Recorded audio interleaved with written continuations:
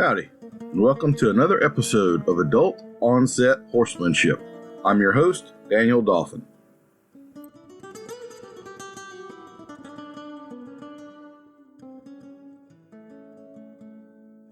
Howdy, y'all. I'm the host of Adult Onset Horsemanship, Daniel Dolphin, and I'm not just a horsemanship clinician, I am also the bit guy.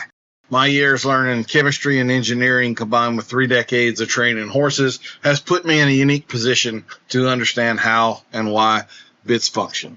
As a bonus, my sense of humor means that you will be able to listen to me explain what I know and not suffer.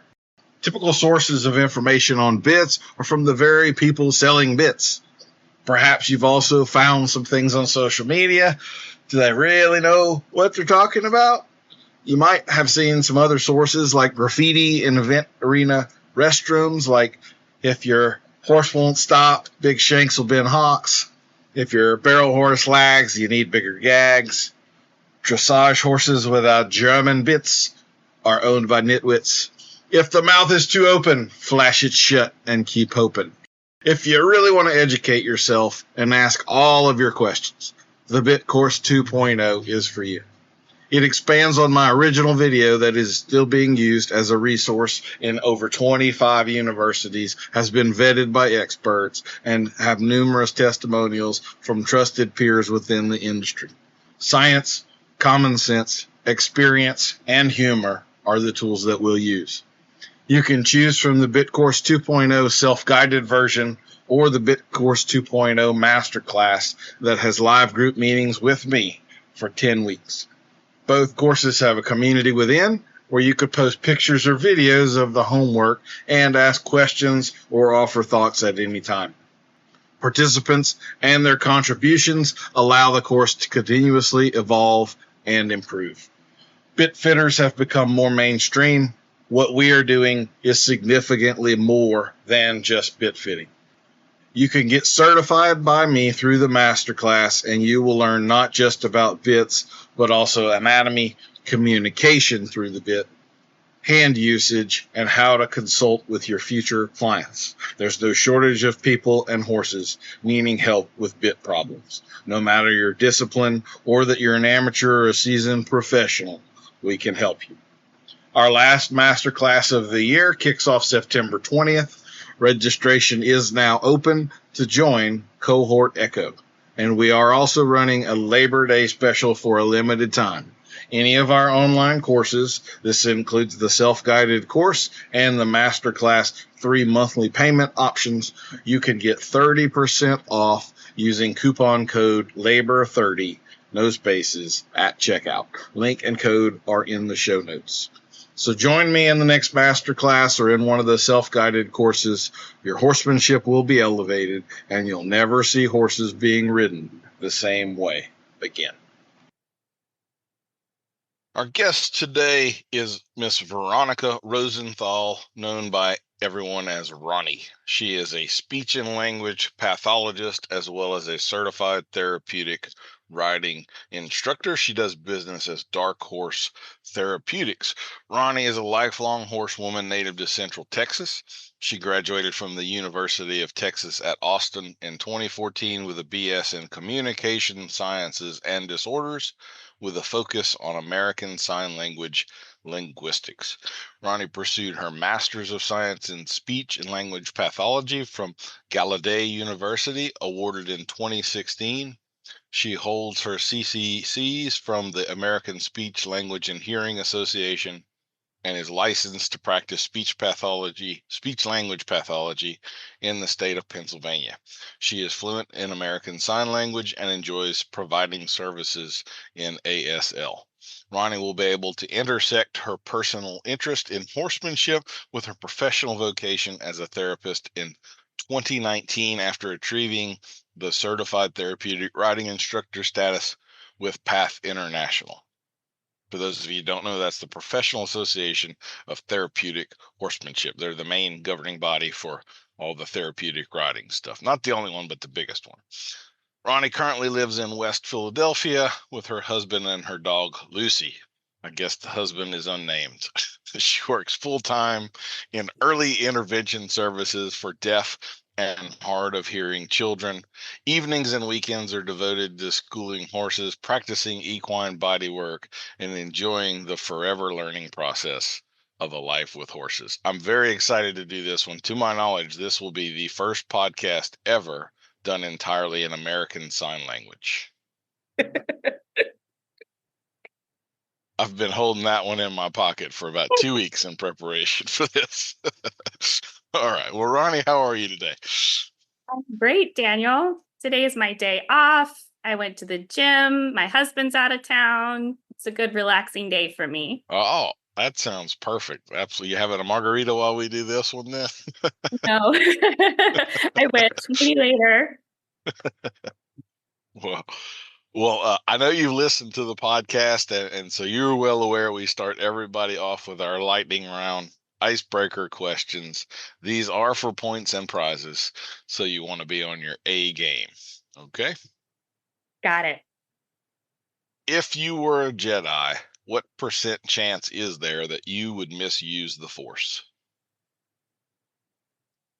Is it misusing if one is full Sith? No, I guess then that's proper use or improper but fully purposeful and intentional use of, So Yeah. that's a nice twist. I like that a lot. Yeah. We take Who's the Star Wars other? very seriously in our house. Up until very recently, my husband, whose name is Mason, he can be named, had a Jedi Padawan rat tail. Blessedly, that is no more as of this week, but that was a marriage conversation that was very interesting. I was gonna say, did you allow that at the altar and all? Did you have it tucked in the back of the no tux? Control. I have no control. I had to. That's incredible. I love it. So, would you be the master or the apprentice? Because as we know, there are always only two. So there's always only two. You're right. I definitely consider myself still an apprentice. Yeah. The Dark Horse Therapeutics is taking on a whole new light now. Let me say. Morning or evening? Morning. Sometimes I fall asleep fantasizing about my coffee the next morning. Okay. Well, I had an old coffee question in here, but since you brought that up, do you have like are you a coffee nerd? You've got to have this exactly kind of thing, or what's your brew? I'll take it all, but I do love espresso. I usually make myself 1 to 2 Americanos a day with a little splash of half and half.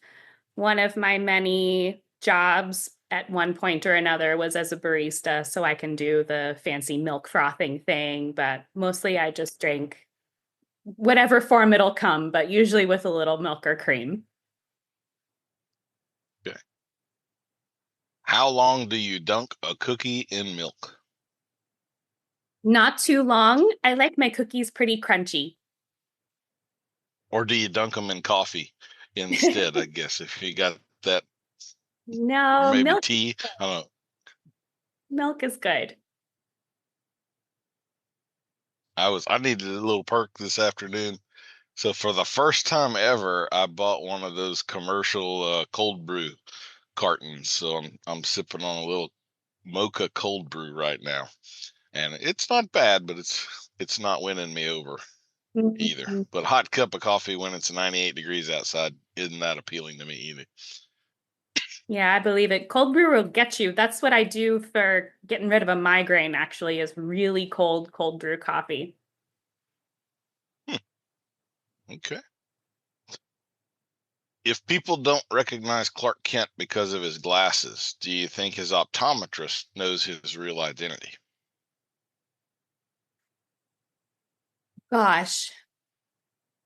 Maybe there's like a secret network of optometrists who knows these different secret identities, and they have to pass clearances every year, and maybe he goes to a different optometrist every time. I don't know. I'm sure there's many ins and outs to secret identities. That could be true. It could be, as we're learning in the public right now, apparently doctors keep secrets very well. Ooh. What is the best horse movie? I'm so glad you asked. I don't think anyone else has said this. I'm going to say confidently Lord of the Rings, Okay. specifically Two Towers, but Fellowship as well. There's a ton of, if you get the Ultra Nerd badge and get the extended version DVDs, there's a lot of material about Viggo Mortensen talking about the horse that actually he bought and took home with him. And he also bought the stunt rider's horse. I think he bought Shadowfax for her. And she really Mhm. rode him bareback and bridleless in the film. And I mean, ultimately, it's Lonesome Dove, but I wanted to throw out Lord of the Rings as well because I love Lord of the I, Rings. I think that's a great one. Yeah. And can you imagine, like I always think of things from this angle. Someone came to me and said, I need you to come up with about 300 head of horses that actors can ride with weapons, and they all need to be 1,400 pounds or more. You're like, that's not a shopping New list you just Zealand. go fill out, right? You know? In New Well, Zealand. I don't know how they did it. yeah, they had to have imported some of them. I mean, there's just, I can't imagine there was that many horses that fit that bill in New Zealand, but who knows? Anyway, it's pretty cool. Mhm. I appreciate the nerdity of your response there as well.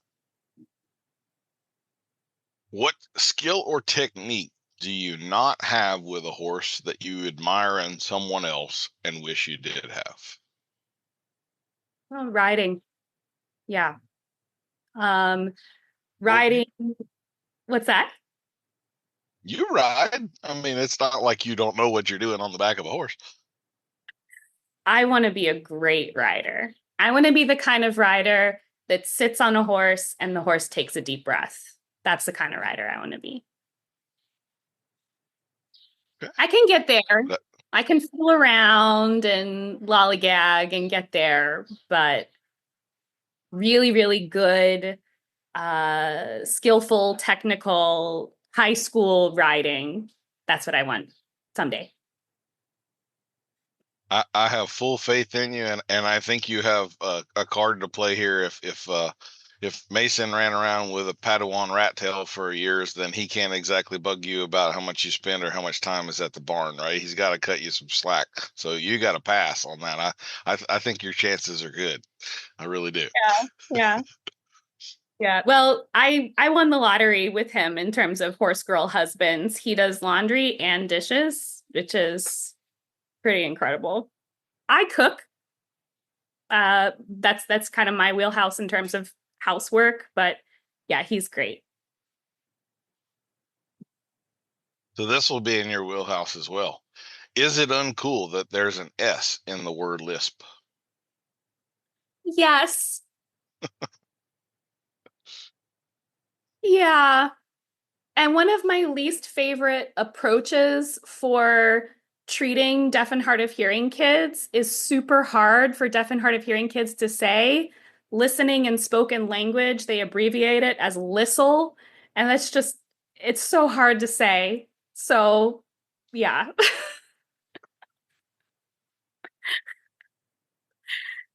It's like some of these kids that they have the hyphenated last names and all, and now you're going to go to kindergarten and learn how to spell Sheldon Scheffelfilberg Bronkowski. I Uh, mean, we set that kid up for problems right from the start, yeah, right? yeah.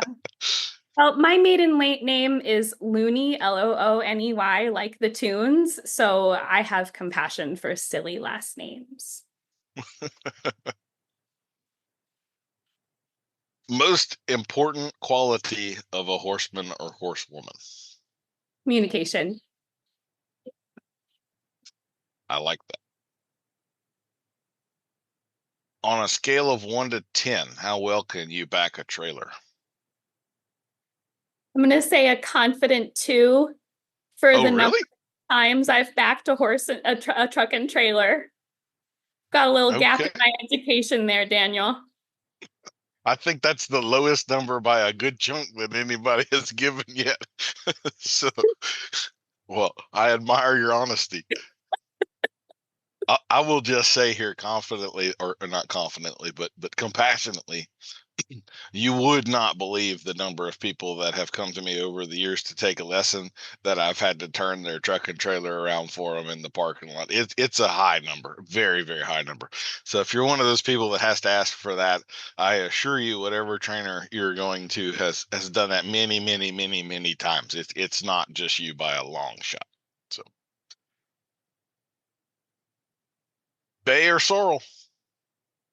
Well, it's in my business name, Bay Horse Mafia all the way. I don't know. I wouldn't think I'd have color preference, but I have had now 4 big bays with a star come find me in my life. And so I guess I'm a bay girl.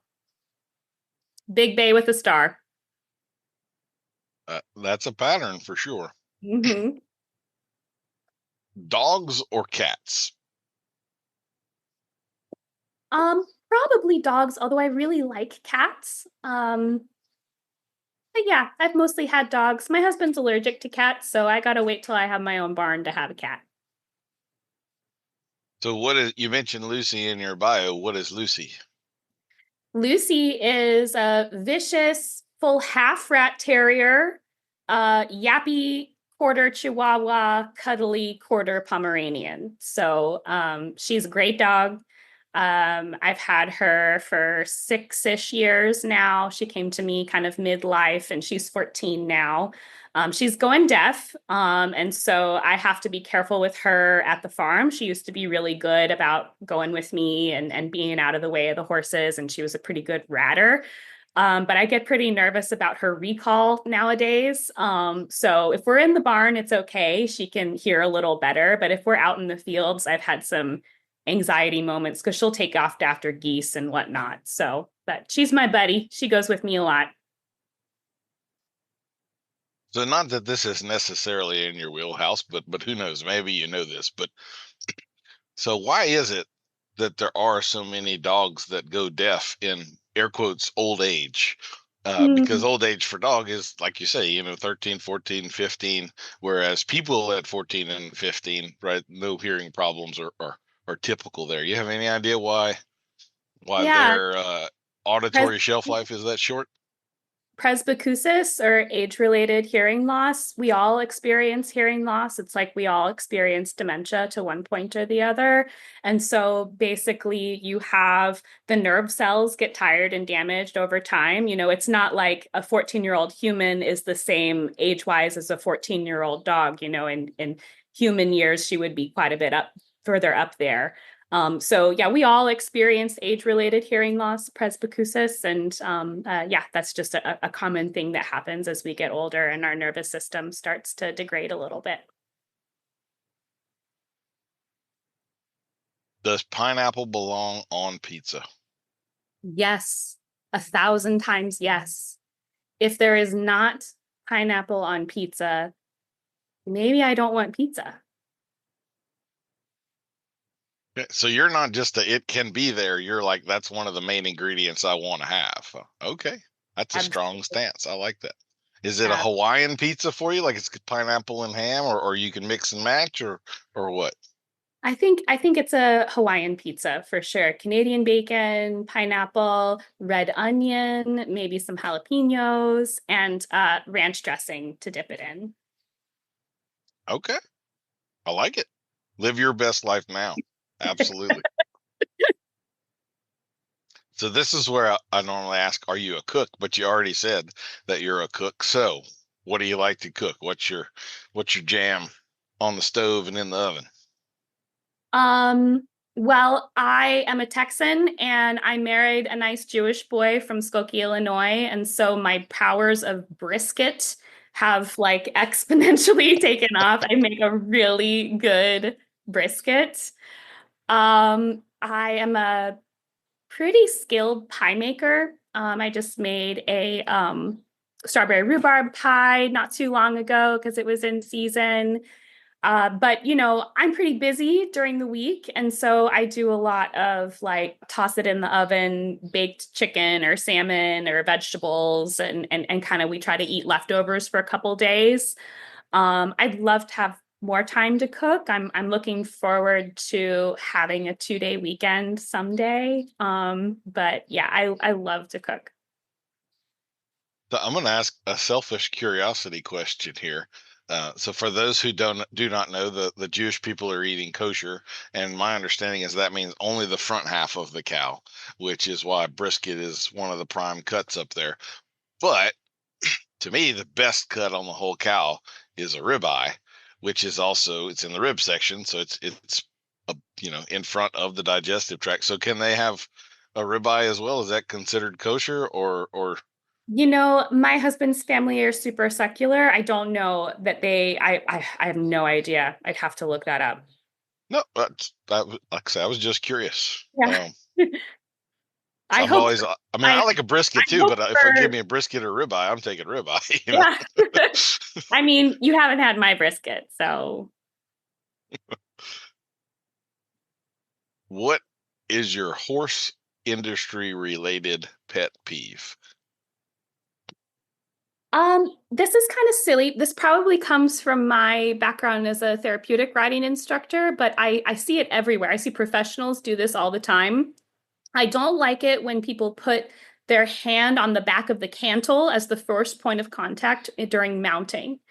I think that it puts pressure on the lumbar spine, on the loin, and it just, prepares the horse to be like, oh, shit, my back, And so I think it's much kinder to the horse to at least initially have your heavy torso center of gravity more towards the shoulders than towards the hind end. Obviously, you want to get on and sit up straight. But yeah, I see people do that all the time. Professionals constantly as they grab the cantle, the back of the saddle, and that bothers me.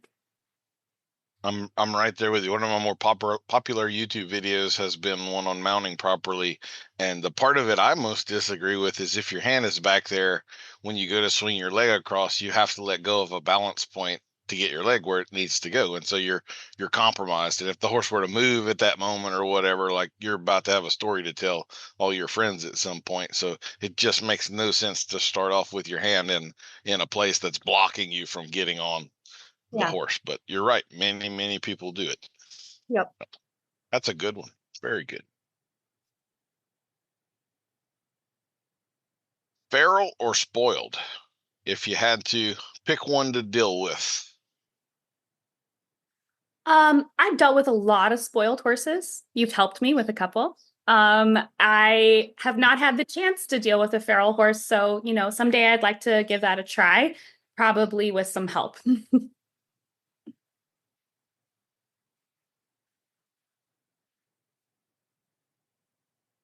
That's a good answer. Do you have a least favorite barn chore? I hate sweeping.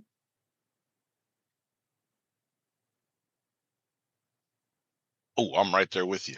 Yep, absolutely. How about a most favorite barn chore? I like feeding, and I also like taking horses in and out.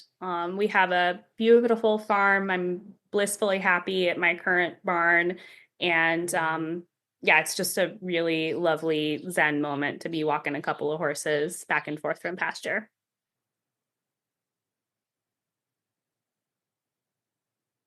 Do you have any favorite words of wisdom?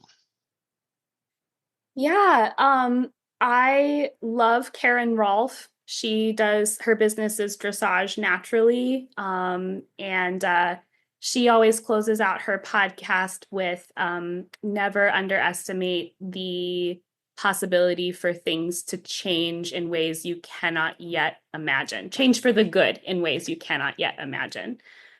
So those are my favorites. I can be a little bit intense and myopic, and so sometimes doom and gloom is on the horizon for me, and I have learned that sometimes things are going to work out in ways that you never would have thought of. So yeah, I try to remember that. I like that. Crunchy or smooth peanut butter? Crunchy, I think. Yeah.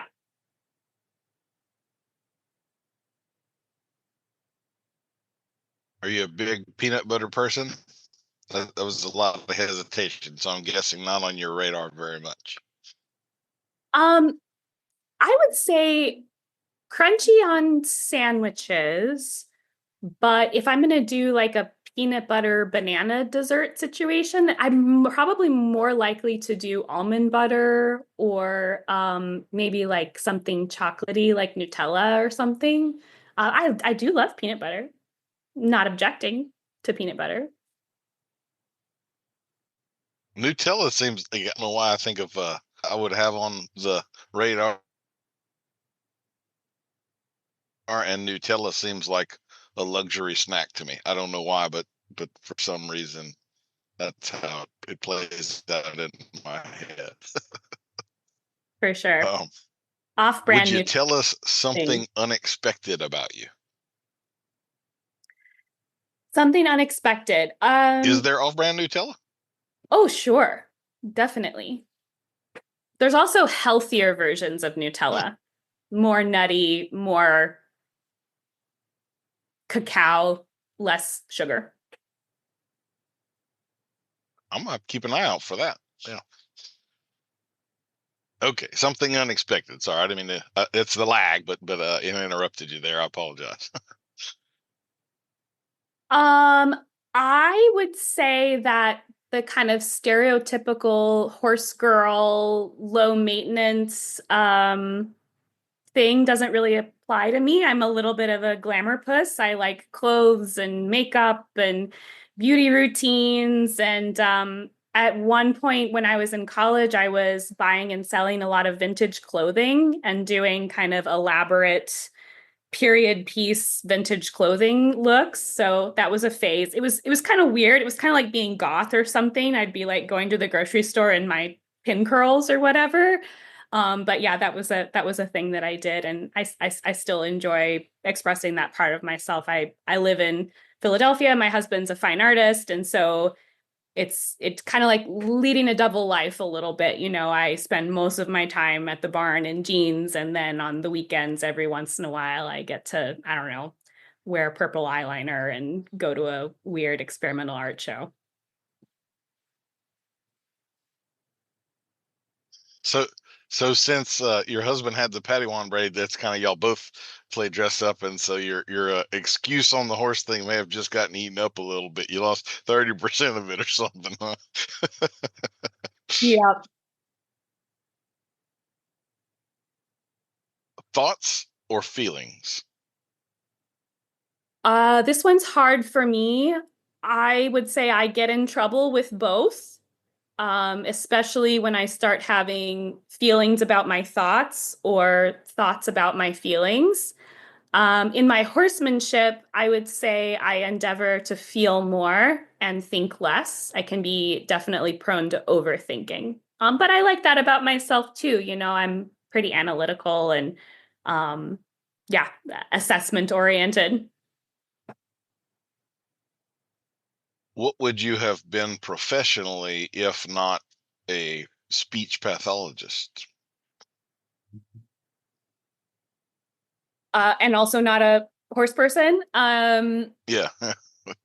Probably the person on a theater or movie set who's like, no, no, you would not address the Duke as His Grace here. You would say, Sir, what's his name? Or, like I think they call it a continuity specialist, someone with helps with like the Hmm. historical accuracy of particular scenes, maybe costume design or something along those lines. I love historical period pieces and yeah. Okay. Are you decisive or indecisive? Decisive. I always love the people just don't understand because I edited, I guess, but the indecisive people invariably. I think I had one person who told me they were indecisive right away, but the pause that I wait on, like 2 seconds in, I know the answer. If you haven't opened your mouth, it's the other one, right? Do you Definitely. have a favorite piece of tack or horse related tool? I don't know, Daniel. I love my bit hobble. Okay. That's good. Very good. More people should try the bit hobble thing. It's a game changer. Changed my life, and nobody knows about it either. It's not common knowledge. Ear bonnet or no ear bonnet? No, no. I've never met a horse who likes it. Yeah, I don't know. I don't really get it. I'm with you. I've had a couple of people that said they lived in an area where like gnats were really bad, and so there was actually a benefit to it. But barring something like that, that's just a mystifying thing to do to a horse to me. Like their ears are one of the most expressive parts of the whole thing. Let's put a blanket over them. I mean, it just like what who the hell thought of that? I mean, makes no sense. But yeah, okay. Well, it's so that they can stuff the ears so that they don't hear things. It shows and what I mean. That's the ugly side of that, I think. And so like honestly, for like mounted shooting or something, like I could see a legitimate deal there. I'm gonna wear hearing protection, so I'll give the horse some as well. But like barring having a good reason, like I just because it's blue and matches my saddle pad would not be a good reason for me. But each to their own. Cold showers or cold food forever? This is really bad from a Chinese medicine perspective, both ways. I guess cold showers, since cold food is like entering your system and could make you cold from the inside out. So I guess cold showers. So as a rider, are your hands or your legs better?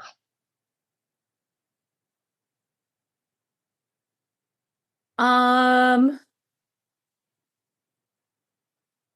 don't know. I have body worker hands. I think my hands are pretty good. And I also broke my pelvis when I was 16 coming off a horse. And so I know that I have a lot of crookedness. So I think as of right now, my hands are better than my legs. We haven't done a lot of work with leg stuff and more advanced things in lateral, but your hands are definitely pretty good and soft. So Thank you. left lead or right lead? Left Is there lead. one you have to be more intentional? Left. Okay. Are you right or left footed? Right footed. Okay. That fits. Your data collection going well on that question? It's getting better. A couple of people screwed me up, but now we're starting to get the trend going. Yeah. you know exactly what's going on there.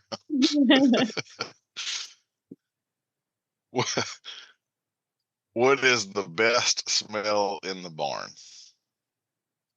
My horse. My warm blood that I am caretaker for, Aslan, is particularly stinky. I have to wash his blankets and his sheets more often than I would other horses, but I'm told that he has a warm blood smell. But I think he smells really good. So that's interesting. I saw a clip not long ago that it was a horse trainer that did some different disciplines. I think he was a gaited guy, but he rode a lot of different gaited breeds. And he was making the comment that he could smell the difference between the breeds. And then he actually blindfolded himself and had his assistant lead different horses up to him. And I mean, that's this horse. I mean, I don't know if he cheated. I mean, I don't know, take it at face value, but he identified them by smelling. I don't know that I've paid that much attention to the smell, or maybe I'm just not as olfactory sensitive as some people are. I don't know, but anyway, that's interesting. So, what would you say is the warm blood smell like? Is it yeasty or musty or Money. It smells like money.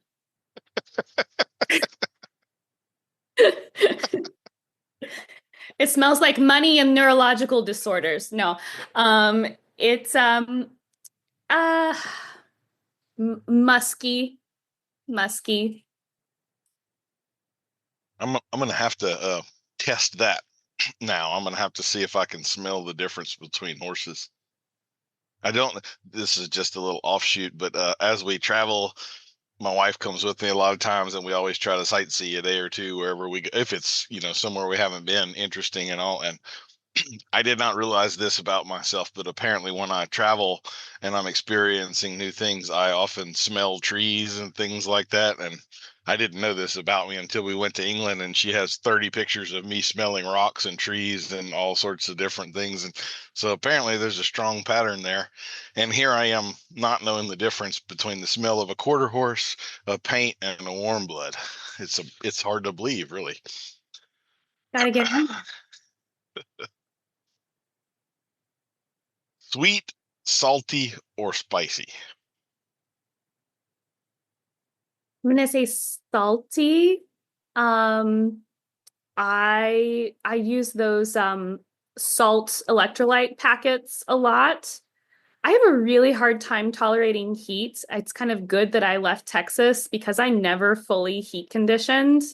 So yeah, I'm always craving salt, I think. What is your favorite dinosaur or deep sea creature? Shit, I'm not prepared. I think that flying dinosaurs are really interesting, the pterodactyl groups. And if you've ever stood in front of an emu or an ostrich, you're like, that is a dinosaur. Or just birds in general. Deep sea creatures,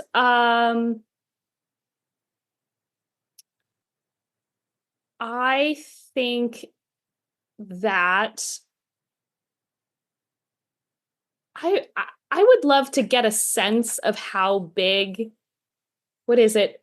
What's the name of the biggest whale? Is it a humpback whale that's the I think largest? the Or blue whale, I the believe. blue whale. Yeah.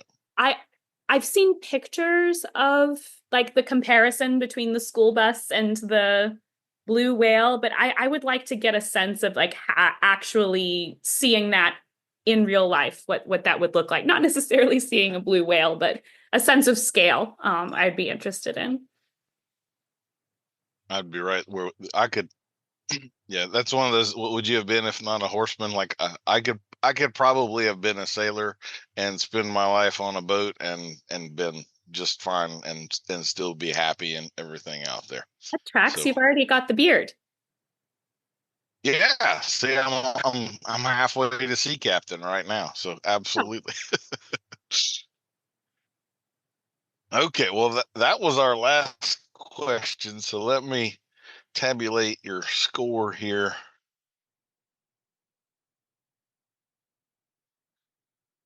Roni, you're not going to believe this, but you're at 5,691 points, which makes you our high scorer of all time for this game. And as you may or may not know, that entitles you to either an awkward silence or a genuine compliment, your choice.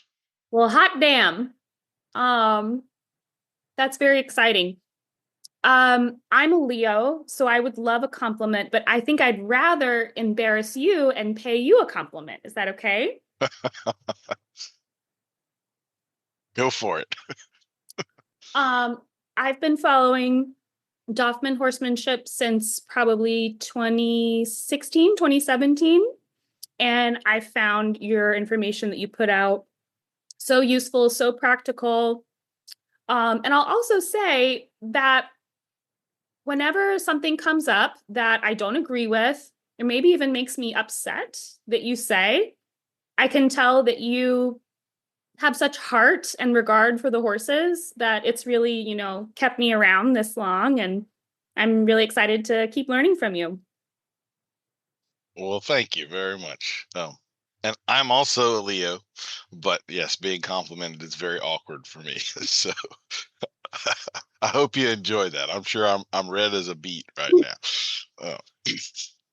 Okay, well, first question we always go with is, would you give us kind of the 30,000 foot view of what you do? And for you, that's going to be a few different things. So feel free to expound on it. Sure, yeah, my elevator pitch is a little convoluted. So I've been a horsewoman since I was 8. I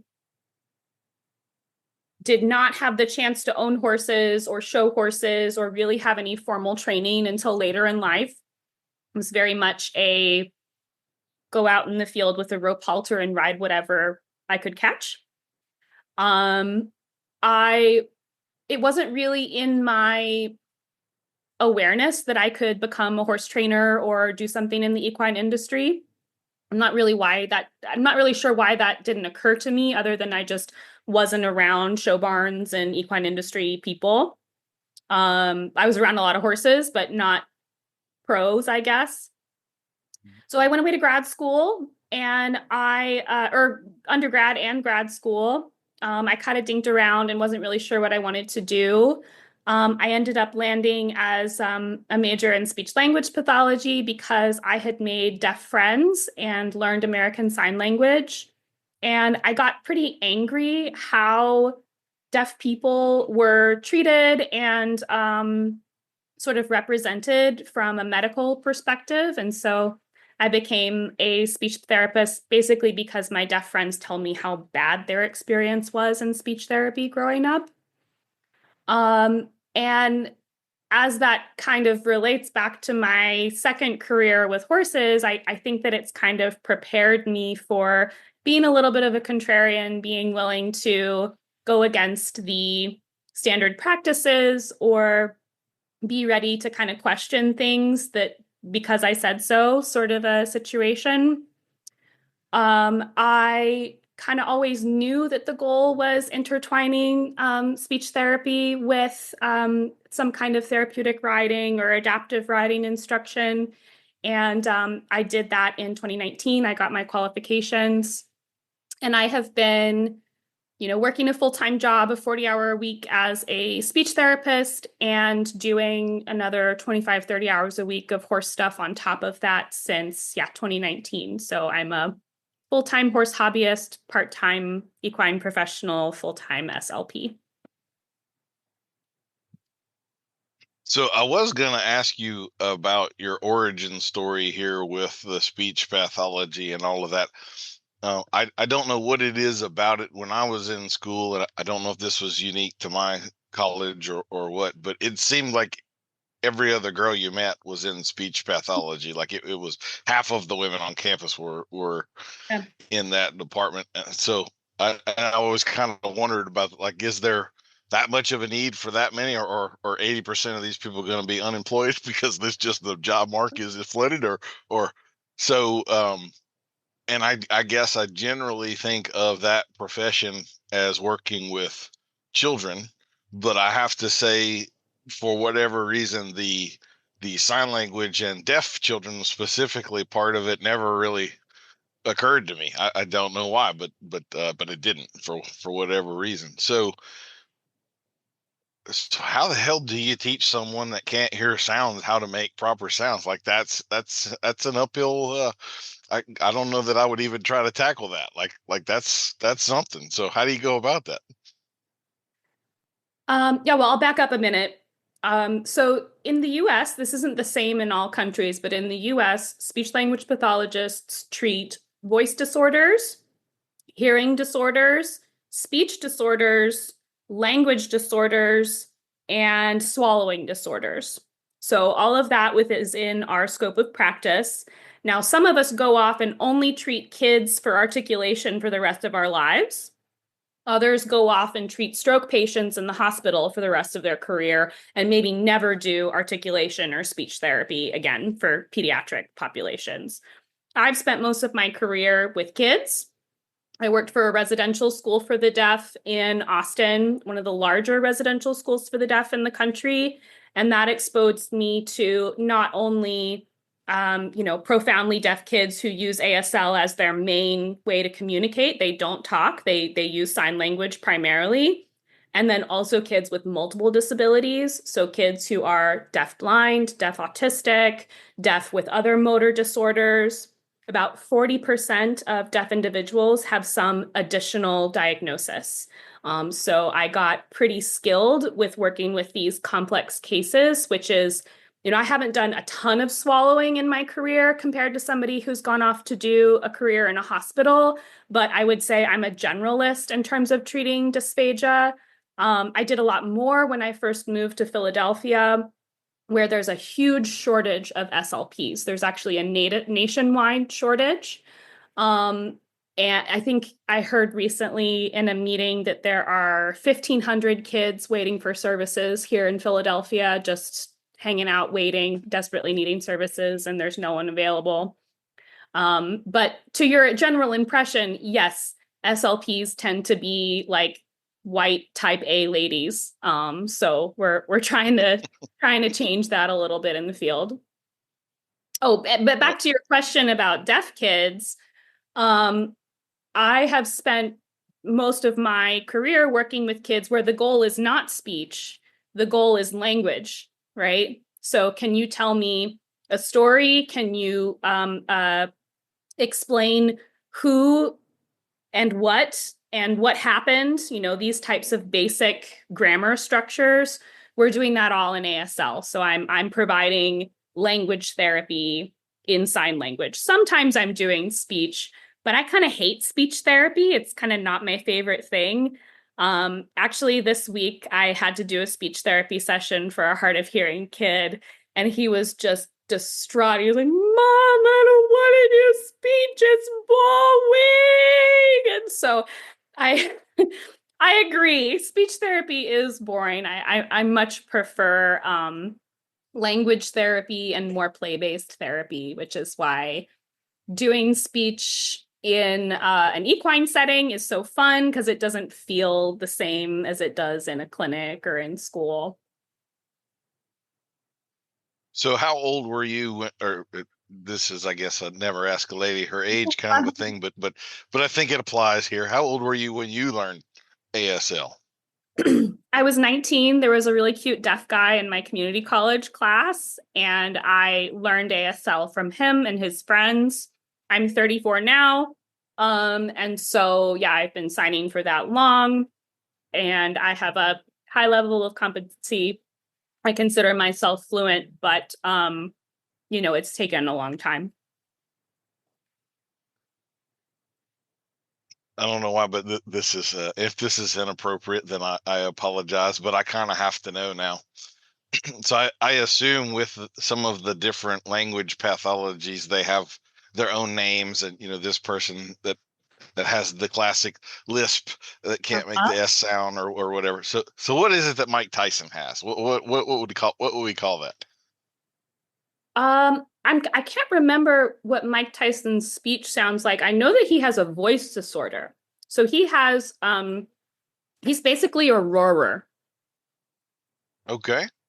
With a one flat paralyzed type thing, that's what you mean? I mean, he probably has vocal nodules or something that creates that very rough vocal quality. He has he replaces his R's with his W's, right? I think his thing is a TH. Okay, the TH? Yeah. I'd have to hear it. I'm not recalling.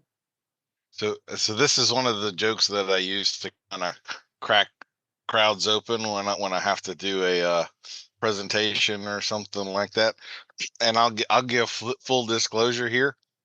I think it's a charming sort of a thing, but it's more me it is for them. I break my own ice with a joke and then I can go on. So this is one of the ones that I use on the flight over to this event. Your seat made on the plane and everything, and so I try to make a little small talk and all of that. And so I introduce myself, and he says his name is Jason. And I'm very bad with names, so I use that little deal where you say their name 3 times in the sentence. So I go, well, it's nice to meet you, Jathan. That's a very interesting name you have there, Jathan. So you're the first Jathan I've ever met. Do you get a lot of stuff on that? And Jathan looks at me and he goes, "Are you serious right now?" Yeah, so there's one of my jokes. It'd be an interdental lisp. So between the teeth, He's, instead of an S, he's replacing it with a TH. So that would be like a severe form of a lisp. Okay, I think that's what Mike Tyson has. That's what was relevant about that joke. So. I tell you, I could not give a shit about lisps. I have had so many arguments with parents that are like, but he's lisping. I'm like, this is not clinically relevant. He's going to be fine. I'm here for the kids who are non-speaking and have severe disabilities. Like, if you want to, you can go to private speech therapy and work on that. But a lot of the time, the kids aren't motivated. They will get motivated when they start getting made fun of or not. And who cares? So there's my radical SLP opinion.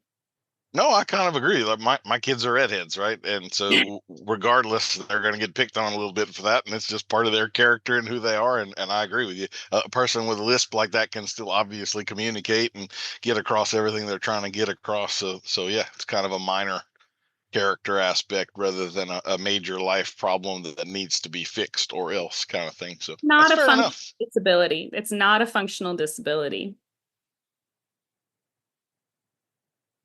So I guess here's another. If are you teaching kids sign language who are deaf, or like I would figure the parents would realize they have a deaf kid, learn sign language, teach the kid. So are you teaching sign language per se, or it's more the mental organization and structure of how to communicate properly? Like, I don't know, is sign language like Latin or or French or something where the adjective could come before, you know what I mean? So I don't know.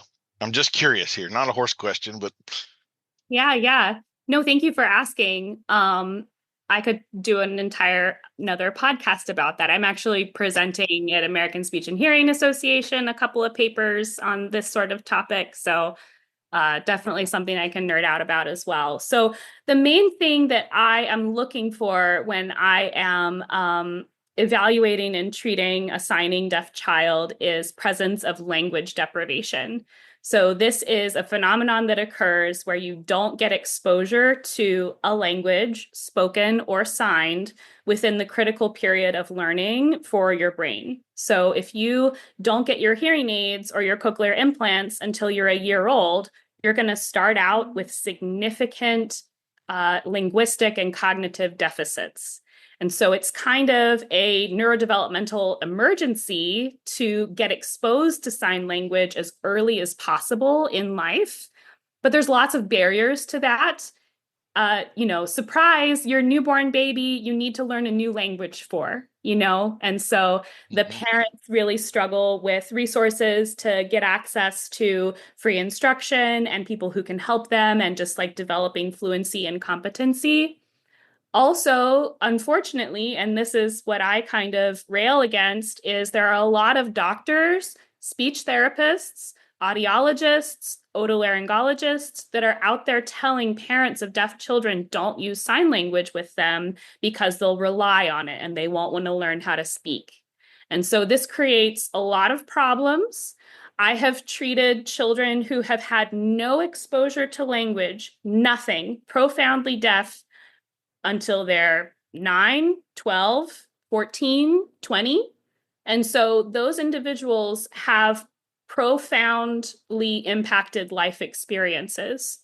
And so depending upon when you get exposure to speech or ASL, your capacity for learning, because of your capacity for learning language, is going to be profoundly impacted. That boggles my mind that doctors would do that. Yeah, that seemed like if I was a parent in a room and a doctor said that to me, we are immediately going to find another doctor. Like that's obviously that really makes me sad for people that are dealing with that.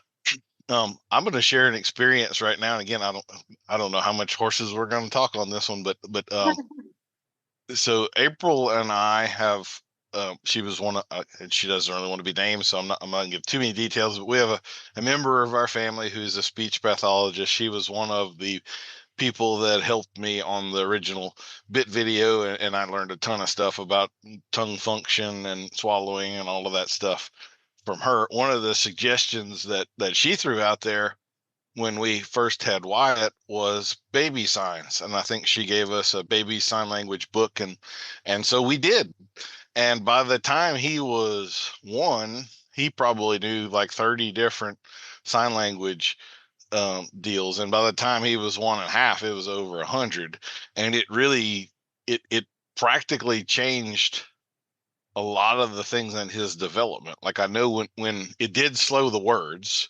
So when we were at the pediatrician and we were doing the tests that is he doing crawling, rolling over at a certain age and all that stuff, he was saying fewer words than most kids at that age, not by a lot, but if you threw in there the sign language that he knew, the ability to communicate, it was way beyond the norm. And it really changed, like the terrible twos, temper tantrums. We learned that a lot of that is actually because the kid knows what they want, but they have an inability to express what they want. And then the parents, like, I don't know what you want, but you teach him sign language and he could say, I don't want milk, I want juice. Or, all kinds of little nuances that he wouldn't have had the neurological development to say, but he could now communicate through sign language. So his terrible twos were nowhere near as terrible as a lot of other kids. And I don't know if he remembers any of that. I don't know. I can remember more. I guess that was kind of the most. He was a heavy eater for a little kid, so we did more an awful lot. But anyway, there's something. If there is anyone out there who is about to have a kid or has a young kid, I could not more highly recommend something parent-wise than doing baby sign language. It was one of the best decisions we ever made as parents with our kids, for sure. So I hadn't thought about that in a while because they're old now, but anyway. Yeah, that's great. I would just add that if parents are interested, make sure that you're learning from deaf adults, deaf individuals. We don't want to be supporting businesses that are, hearing people that are maybe I don't want to be supporting businesses that are hearing people kind of appropriating American Sign Language. I would rather it be people who have that cultural background. There's deaf families that are multi-generational, like maybe my grandpa, my great-grandparents were deaf. And so it just, I think, is kind of an ethical thing to make sure that you're learning from the deaf community and giving back to the deaf community.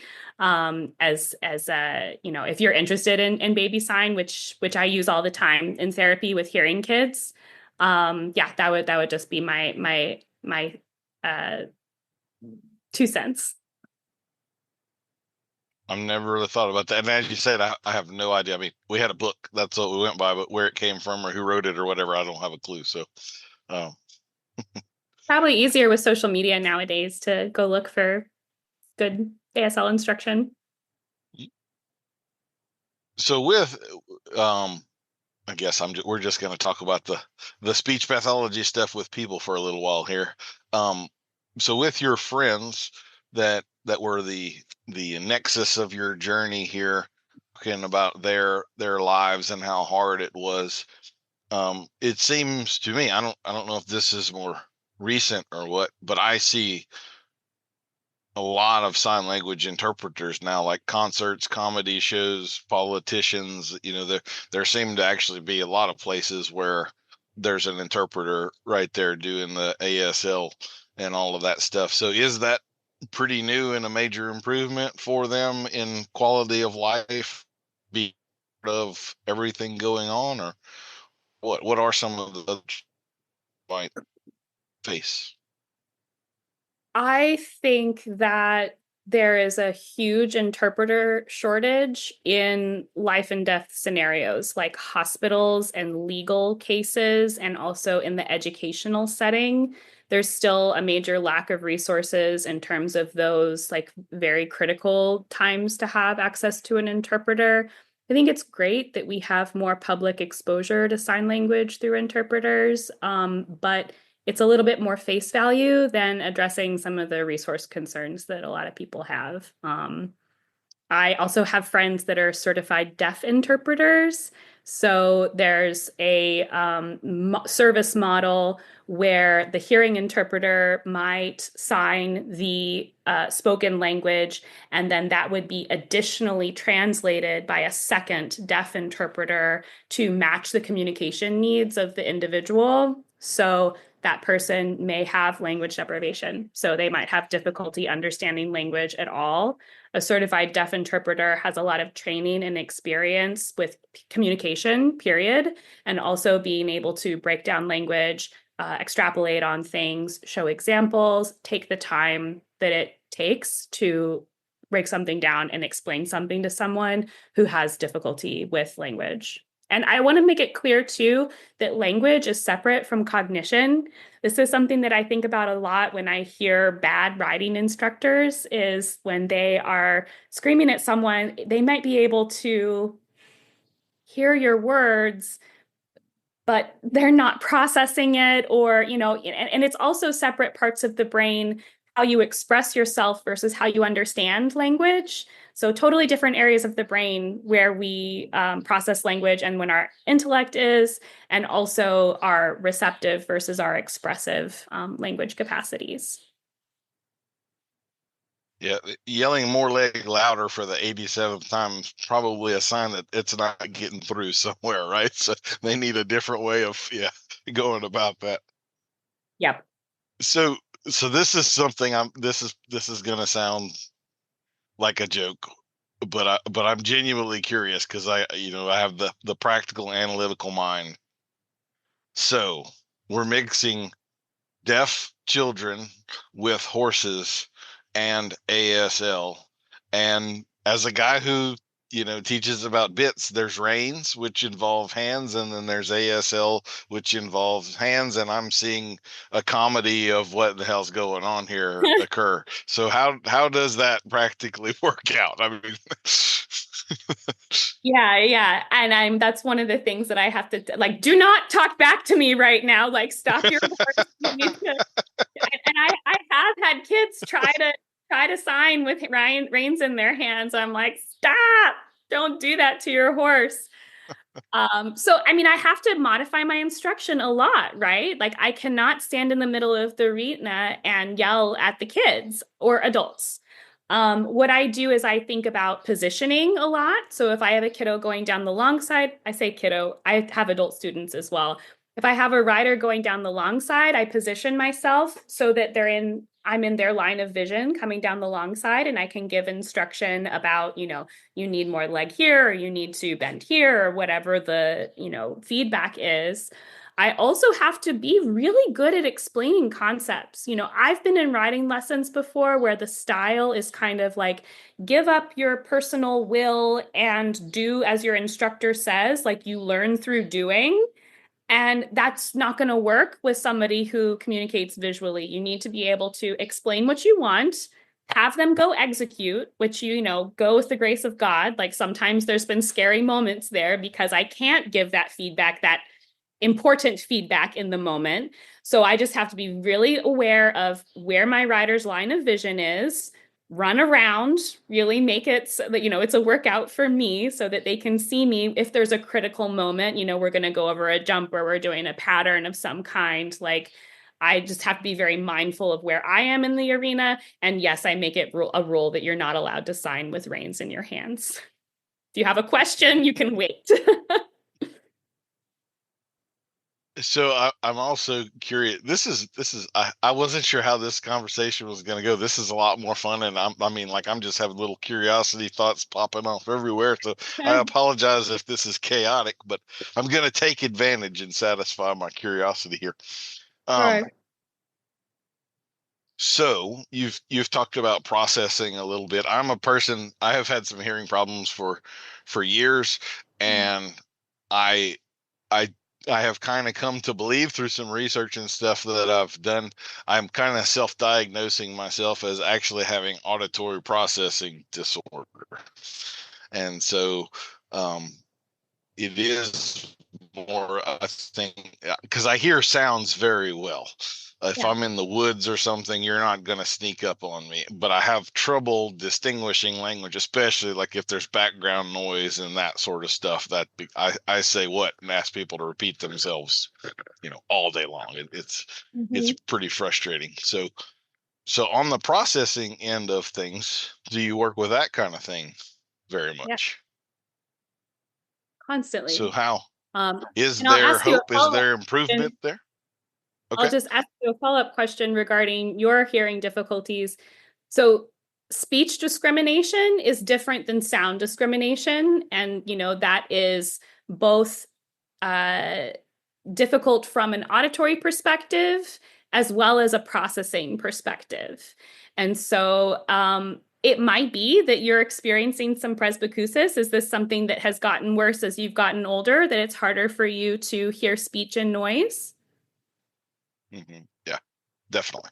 But I have had it my whole life. Oh, okay. It's just gotten. So yeah, like I know that I don't hear as well. It's definitely happening. But like my wife has a constant source of amusement from me, because I always it just it's a never ending deal of her learning that I have the wrong words in my mind for lots and lots of songs out there, and she gets a new little nugget of that. What did you say? That's not what the lyrics are, and I'm like, we've met. You should know what's going on by now. So we have a lot of inside jokes based upon me knowing the wrong words to tons of songs out there. That's a thing in my too. So I'm kind of curious about this with you. We haven't ever talked about this in lessons or anything, but I would imagine you kind of talked about, I forgot exactly the words you used, but maybe deaf interpreter. I'm going to assume part of that comes down to some specialized understanding of body language, and body language is something I get very deep in with horses. So I am curious if you find having a more organized or maybe a more full understanding of body language as an actual language, do you find that as a secret superpower with horses? Sometimes, like you're more aware of things than most people would be in what this horse is trying to communicate, because you're used to communication that doesn't involve English. Yeah. Yeah, that's a great question. I want to go back to your processing question in a minute, so don't let us forget that. But what you're talking about is Sure. a linguistic term called pragmatics, or basically like the rules of your culture of body language, and also proximity. Proxemics is another study related to how individuals relate to one another. In other cultures, it might be more normal to speak more closely to someone's face, where in other cultures you wouldn't do that and you would expect more space between bodies. I think that not so much my graduate classes, but actually feet on the ground communicating with people who have very different life experiences than I do, and communication abilities than I do, has definitely carried over to horses. I think that they are communicating so much with us constantly. It's hard for us to take in all of the communication that they're offering sometimes. But I think that I'm pretty good in my instruction of pointing out to people who are missing communication, using that skill of observation that I have from not just, what was the communication on the surface words wise, but what are all of the ways that the person is already communicating. That's one thing that we do with non-speaking individuals when we're first introducing an augmentative communication device, like an iPad. You can press buttons to make it talk. You talk about all of the ways they're already communicating. So they might, point, or they might lead you by the hand over to the thing that they want. It's about us learning all of the ways they're already communicating. It's not about us getting them to talk or us getting the horse to show us with a particular cue what it is that they want. You know, we need to develop our skills of kind of global gestalt communication observation. Yeah, I apologize. This is going to be chaotic, but you're giving me thoughts just sparking off everywhere here. So here's one I'm going to forget if I don't say it right now. Extroverts versus introverts. I would imagine that you have more deaf people who are introverted as the norm, and I'm kind of curious there on the nature nurture side, but I'm not going to ask you about that. But if you were to have a deaf person who is extroverted, do their arms get tired? Oh man, I don't know that I would agree that deaf people are introverted. Well, it's not like I know a ton of them. That's an assumption I'm Yeah. making, but I could very well be wrong. And they I may, mean, when there's they find someone introverted. to communicate with, maybe it's like this joyous release, and they just got Yeah, a whole lot they want to say. Maybe yeah, so. yeah. Oh, it's a huge thing in deaf culture. Like the term deaf goodbye means that it takes an hour to leave the gathering because, you know, you have so much to say. Um, and yeah, so that's definitely a thing. It's also kind of a stereotype that people who sign are angry, like they might be using a lot of facial expressions and appear more agitated than they actually are. You know, they're just using facial expressions to convey stuff. So we talked about body language a second ago. I haven't had any formal training. I do feel like I am, probably because of the horses and the cows and all of that, I'm a lot more attuned to body language in people than most people are.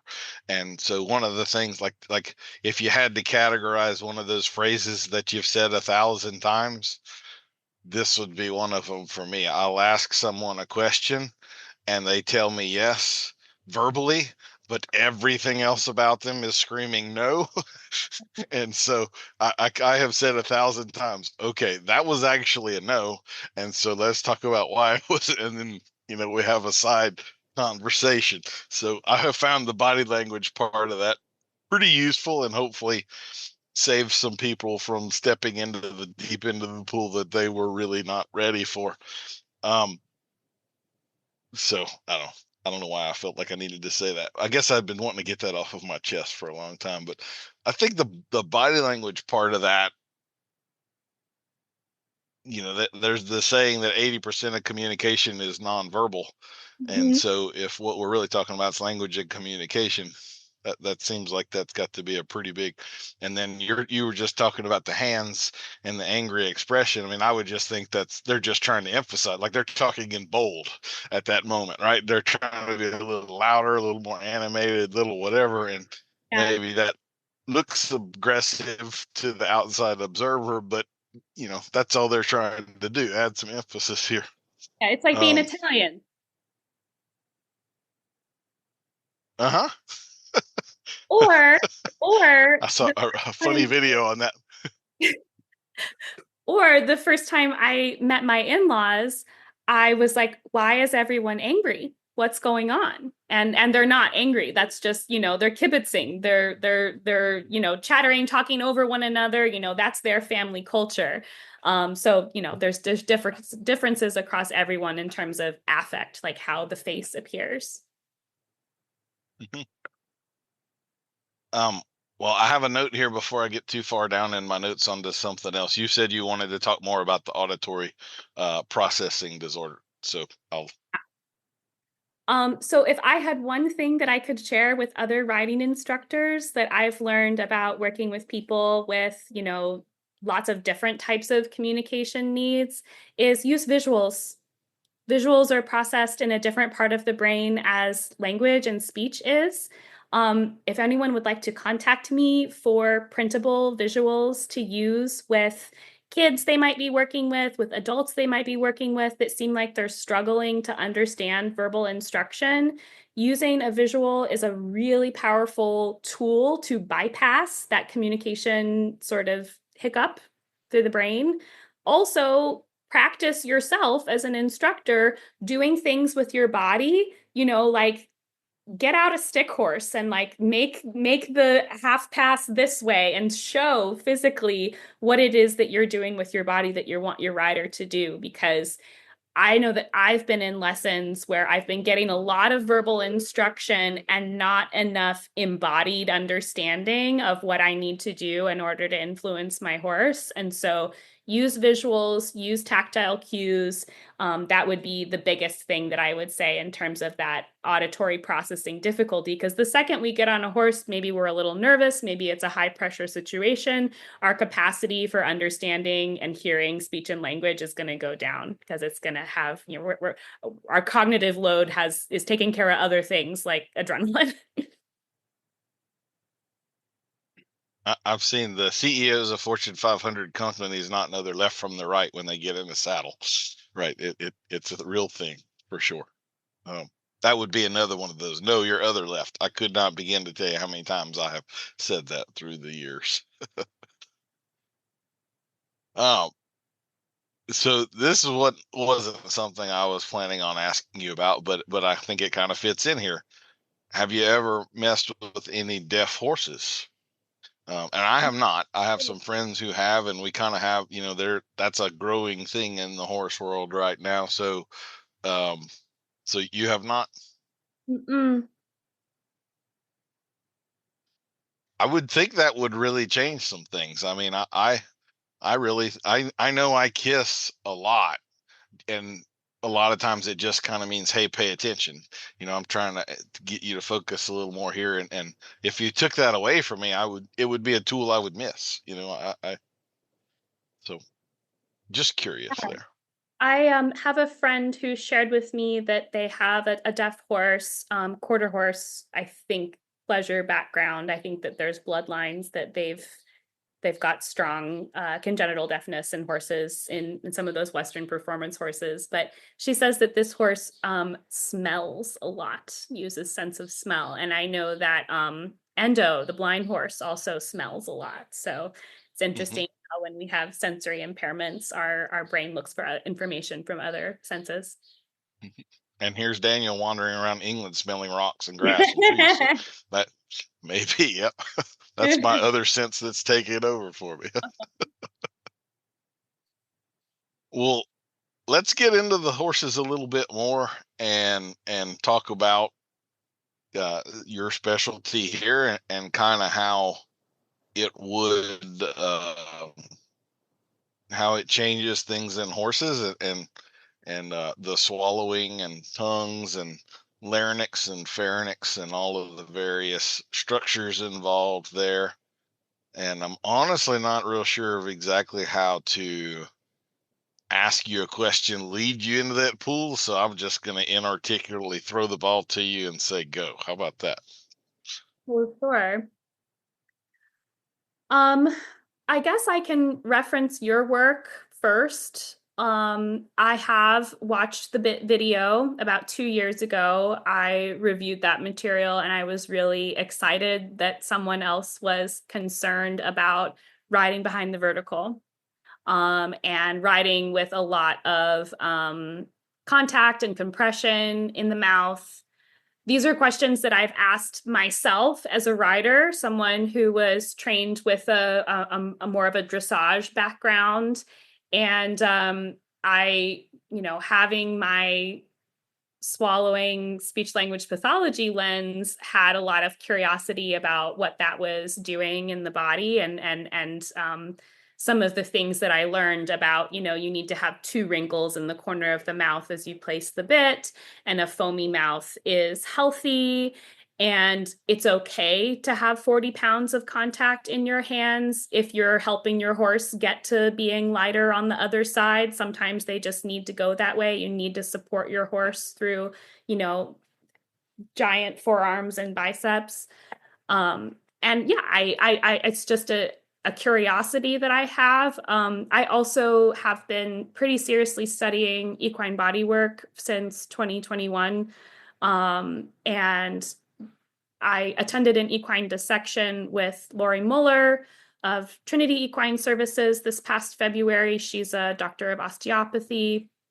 And I was just super excited by the head and neck. I kind of had to like bide my time as we got through distal limbs and whatnot. I was just like head and neck, head and neck, head and neck. And so I'm very excited to join your next cohort of masterclass people. I think that bit fitting and learning more about what we can do to help horses be more comfortable with bits is a great progression for me in my bodywork career. And, eventually I'd like to move towards being more full-time in the horse industry. Right now, I'm kind of full-time SLP, part-time horses, and I'd kind of like to flip that a little bit. I love practicing speech pathology, but working in education or in the medical system is pretty gnarly at times.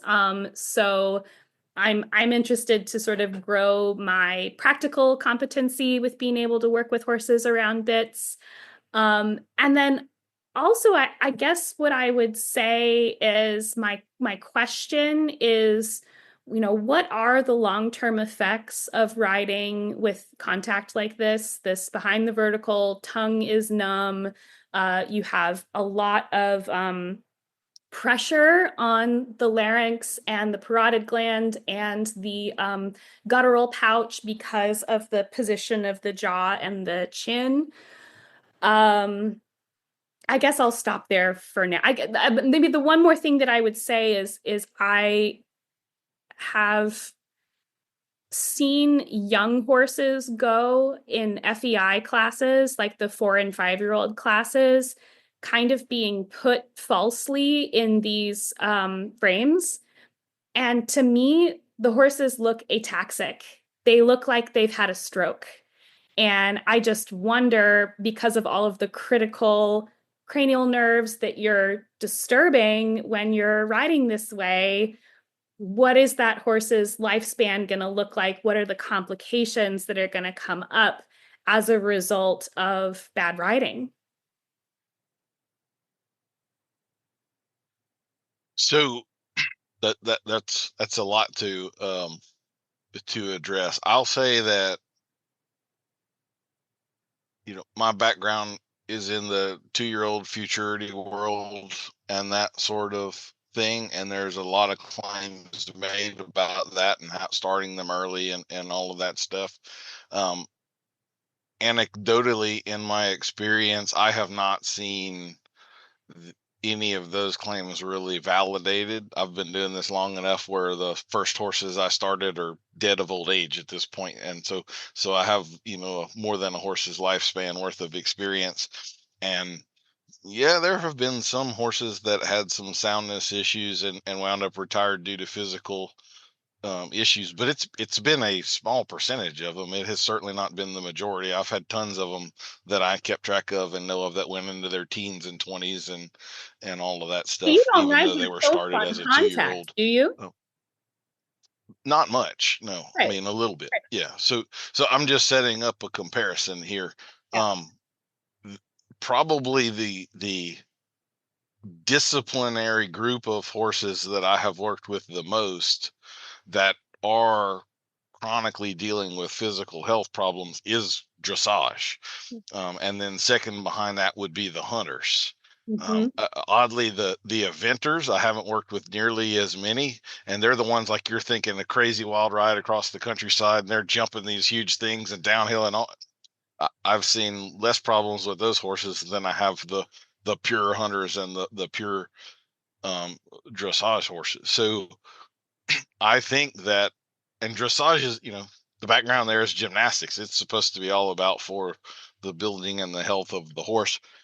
And Right. I have a lot of friends that are in the classical world, and that really is what they're focused on. But in the show world, I think dressage is at a low point Yeah. right now from exactly the sorts of things that you are describing. So, what are the long-term effects of behind the vertical and that sort of riding? I think that you will very commonly find horses with problems in the pole area and the lumbar sacral area. Those seem to be, for my mind, of the ones I've dealt with, those are kind of the 2 points that like 80% of them have got one or both going on by the time they're 10 or 12. So I think riding behind the vertical is one of the singularly most damaging things that we can do to a horse that's completely within our control. Yeah. So you mentioned a lot of structures there, and let me talk a little bit about one of the major differences between horses and people, because a lot of people don't realize this and the sort of the magnified effects of it. Physiologically, horses are what's known as obligate nose breathers. So horses cannot pant like a dog. They can't breathe in and out of their mouth. They only can breathe through their nose. So if any of you have heard some claims like the World Bitless Association and Dr. Cook and Dr. Clayton and all on their research papers talking about bits negatively affecting respiration of horses, that has the potential to be true, but only when things are pretty much at an extreme of dysfunction. And where it becomes true is either if we have the horse behind the vertical, or if we have really cranked on the tongue and caused the tongue to become defensive. Because a horse is an obligate nose breather, the reason that, or the way that that works, is in the back of the throat. We have the soft palate and the epiglottis, and they form a seal in the back of the mouth. So one of the things I'll hear sometimes is that there is no such thing as a mouth seal, and that is equivocally wrong. It's not kind of wrong, it's extremely wrong. It's absolutely wrong. So the mouth seal is twofold. It occurs at the lips in the front of the mouth, but it also is in the throat at the back. If the mouth seal didn't exist, a horse would drown the very first time it drank a piece of water. I mean, that seal has to exist in the back of the throat, particularly for horses, because it's like railroad tracks where they're shifting from this track to that track. They're gonna have the airway, the trachea open, or the esophagus, but never both. So it's gonna have to shift in the back of the throat. So if we cause a horse to either be behind the vertical or to have a defensive tongue reaction, the tongue will push up on the soft palate and epiglottis seal and break it. And now, as Okay. the horse is trying to breathe, what's that? Are you talking about so you're talking about the velopharyngeal wall, that being the seal in the back of the throat prior to the epiglottis elevating or dropping over the airway? Yes. Okay. Got And so what you're talking about there, this is also there's a pretty strong correlation and a lot of research that's gone back and forth between some of the respiratory problems that horses can have in snoring. So that's kind of what you're talking about, when that rear flap, if it becomes a little too floppy and not as stiff as it's supposed to be, then when the air passes through there rather than sealing, we have it now flapping and making noise. So there's generally, people would think of a horse that's a roarer, and that's actually paralysis of part of the trachea back there, or not the trachea, but it's the left. I think that Spacing that's on it right now, dysfunction of the recurrent laryngeal nerve. So the nerve, one of the nerves that innervates the larynx, that can be a cause of roaring. I've heard of people doing tie-back surgery where they do open one of the vocal folds, or the things that bang together to make phonation, make and voice. it's always one. I think it's the left side, but it's always the left or the right that the problem exists in. Yeah. So that would be separate from the mouth seal of what we're talking about with the epiglottis and the soft palate. So that's a problem a little further down the chain. But I've kind of lost my train of thought. But the mouth seal is essential to have And even though we call it a mouth seal, if the mouth seal isn't functioning correctly, then it is interfering with respiration, because the bottom side of the seal is the mouth, but the top side of it is the horse's airway and them trying to breathe. So like that's one of the ways that we can have a white foamy mouth, is if we have affected that seal as the horse exhales. Now air is going into the mouth where it's not supposed to, instead of out the nostrils. And so we have air introduction into saliva, and that can be one of the ways we have problems. The way that the hyoid apparatus works in the horse, that's really the problem with having them behind the vertical. The hyoid apparatus is a series of 7 bones that it's kind of like a little trapeze or something that the tongue ties into back there. It has cartilage that goes directly into the thyroid and the epiglottis, and all kinds of connections that go throughout the horse down to the sternum, the shoulders. Fascia goes from it literally to the hocks. It affects every part of the horse. But as you get a horse behind the vertical, all of the structures, soft structures that are holding the hyoid apparatus are picking up on it, which essentially lifts the tongue up into that soft palate epiglottis area and breaks that seal. So there's no functional way to have a horse behind the vertical and not negatively affect a bunch of structures and things that go through there. You were talking about cranial nerves. So the 10th cranial nerve is the vagus nerve, and it runs right down through that complex. It's the main parasympathetic nervous system nerve. It runs right through the hyoid apparatus, down the throat area, straight to the heart. And so if you cause tension in that area, you affect a whole lot of things, way more than we tend to appreciate. You mentioned the parotid salivary gland, so that's another one of the reasons we can get white foam and all of that stuff. In the consultations and stuff that I do, I pretty commonly see inflamed parotid salivary glands. You can see them even like when the horse is not at work, before they're riding, when they're tacking him up, you'll see it in that moment. And I already know what the problem's going to be here. I can't say that I've personally really had guttural pouch issues come up. I think of that more with infectious disease and that sort of a thing. But just because I haven't explored that yet doesn't mean that it hasn't been a part of the picture either, So I've just gone on way too long, but the answer is, yeah, a whole lot of stuff happens. And it's, I think it's a lot more common with some of these horses that have been in these bad positions for years to actually have nerve damage problems than we tend to think. This total dysfunction of the tongue and things like that are going on and are unfortunately not repairable when it gets to that level. Yeah. So I was corresponding this week with Dr. Kevin Hausler, who runs the Veterinary Compendium Learning Library.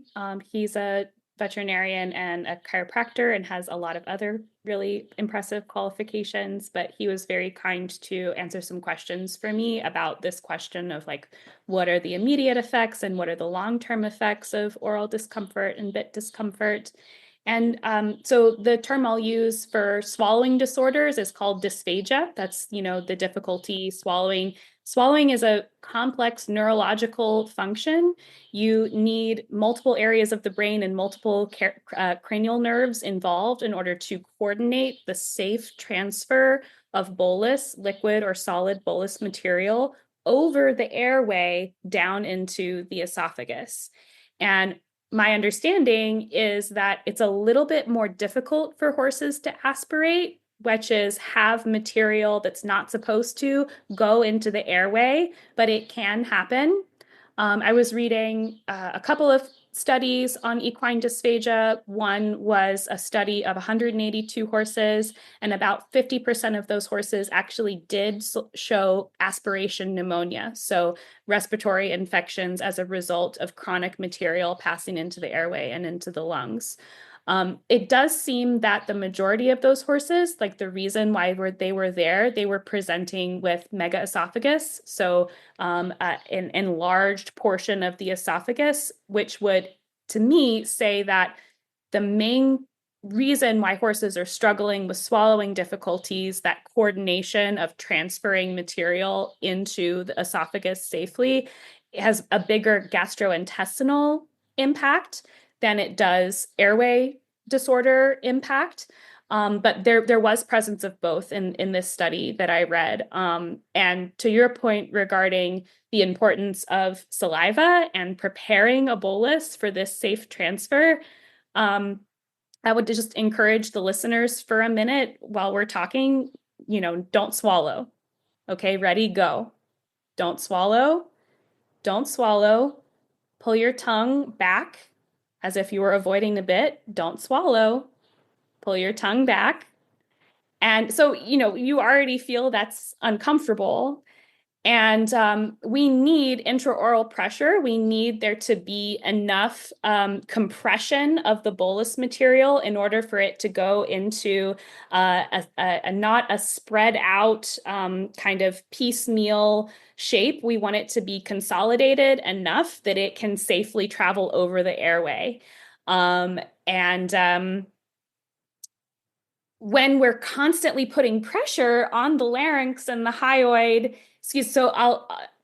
in a minute, I'll go over some of the terminology, but if we're constantly putting pressure and tension on these structures, how are we going to get them to relax completely to safely swallow?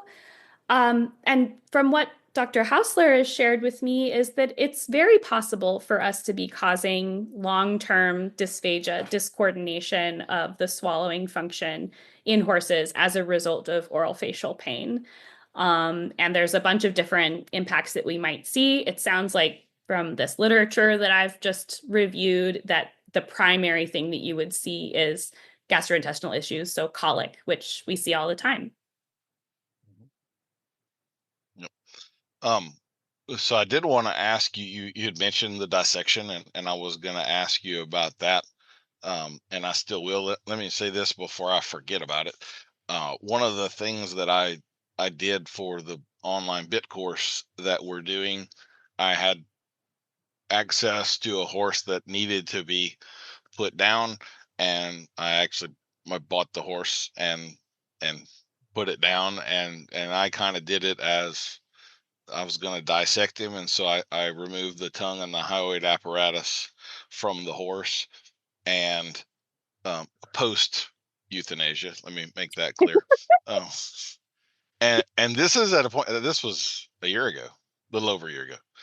I've been studying this stuff for years. Okay, years. I was utterly shocked when I actually got in there to do the dissection. And I'm a lifelong hunter. I've cut a bunch of animals up and stuff. I know where the structures are in a horse. I was being very careful, I thought. I actually broke one of the hyoid bones in the process of trying to remove that, even though I know where they are, what I was doing, and was being extra careful not to.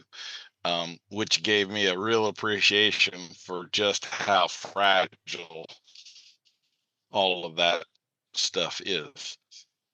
One of the other things that I will say when I got to playing with the backside of the hyoid apparatus of the cartilage and all of that stuff, I was utterly shocked at how small the esophagus of a horse is. It's like the size of your index finger. That's Yeah. It is little bitty. You think about a horse and all the swallowing that they do, their esophagus is the size of your 3 inches across or something. So the trachea is the windpipe. The esophagus is what they're swallowing to transverse food down to the stomach. But it is tiny. When I saw that, I'm like, how does every horse not choke every day? I mean, I would have thought the esophagus was at least double the size. I knew it wasn't huge, but like seeing it in real life right there, I was shocked at how small it was. I really was. So what did you learn from your dissection experience there? Well, I'll just say that the esophagus is a muscular structure, so that it may be that it expands some than when it's empty, when you and I were dissecting. But yes, that was the major concern for the horses included in this study, were esophageal phase swallowing dysfunction. When we're diagnosing dysphagia swallowing disorders, We look at problems in the oral phase, which would be chewing and transferring with the tongue. That can, be disrupted. The pharyngeal phase, which would be the period of transfer of the food or liquid material over the airway back into the esophagus. That's your pharynx, is that area where that transfer occurs.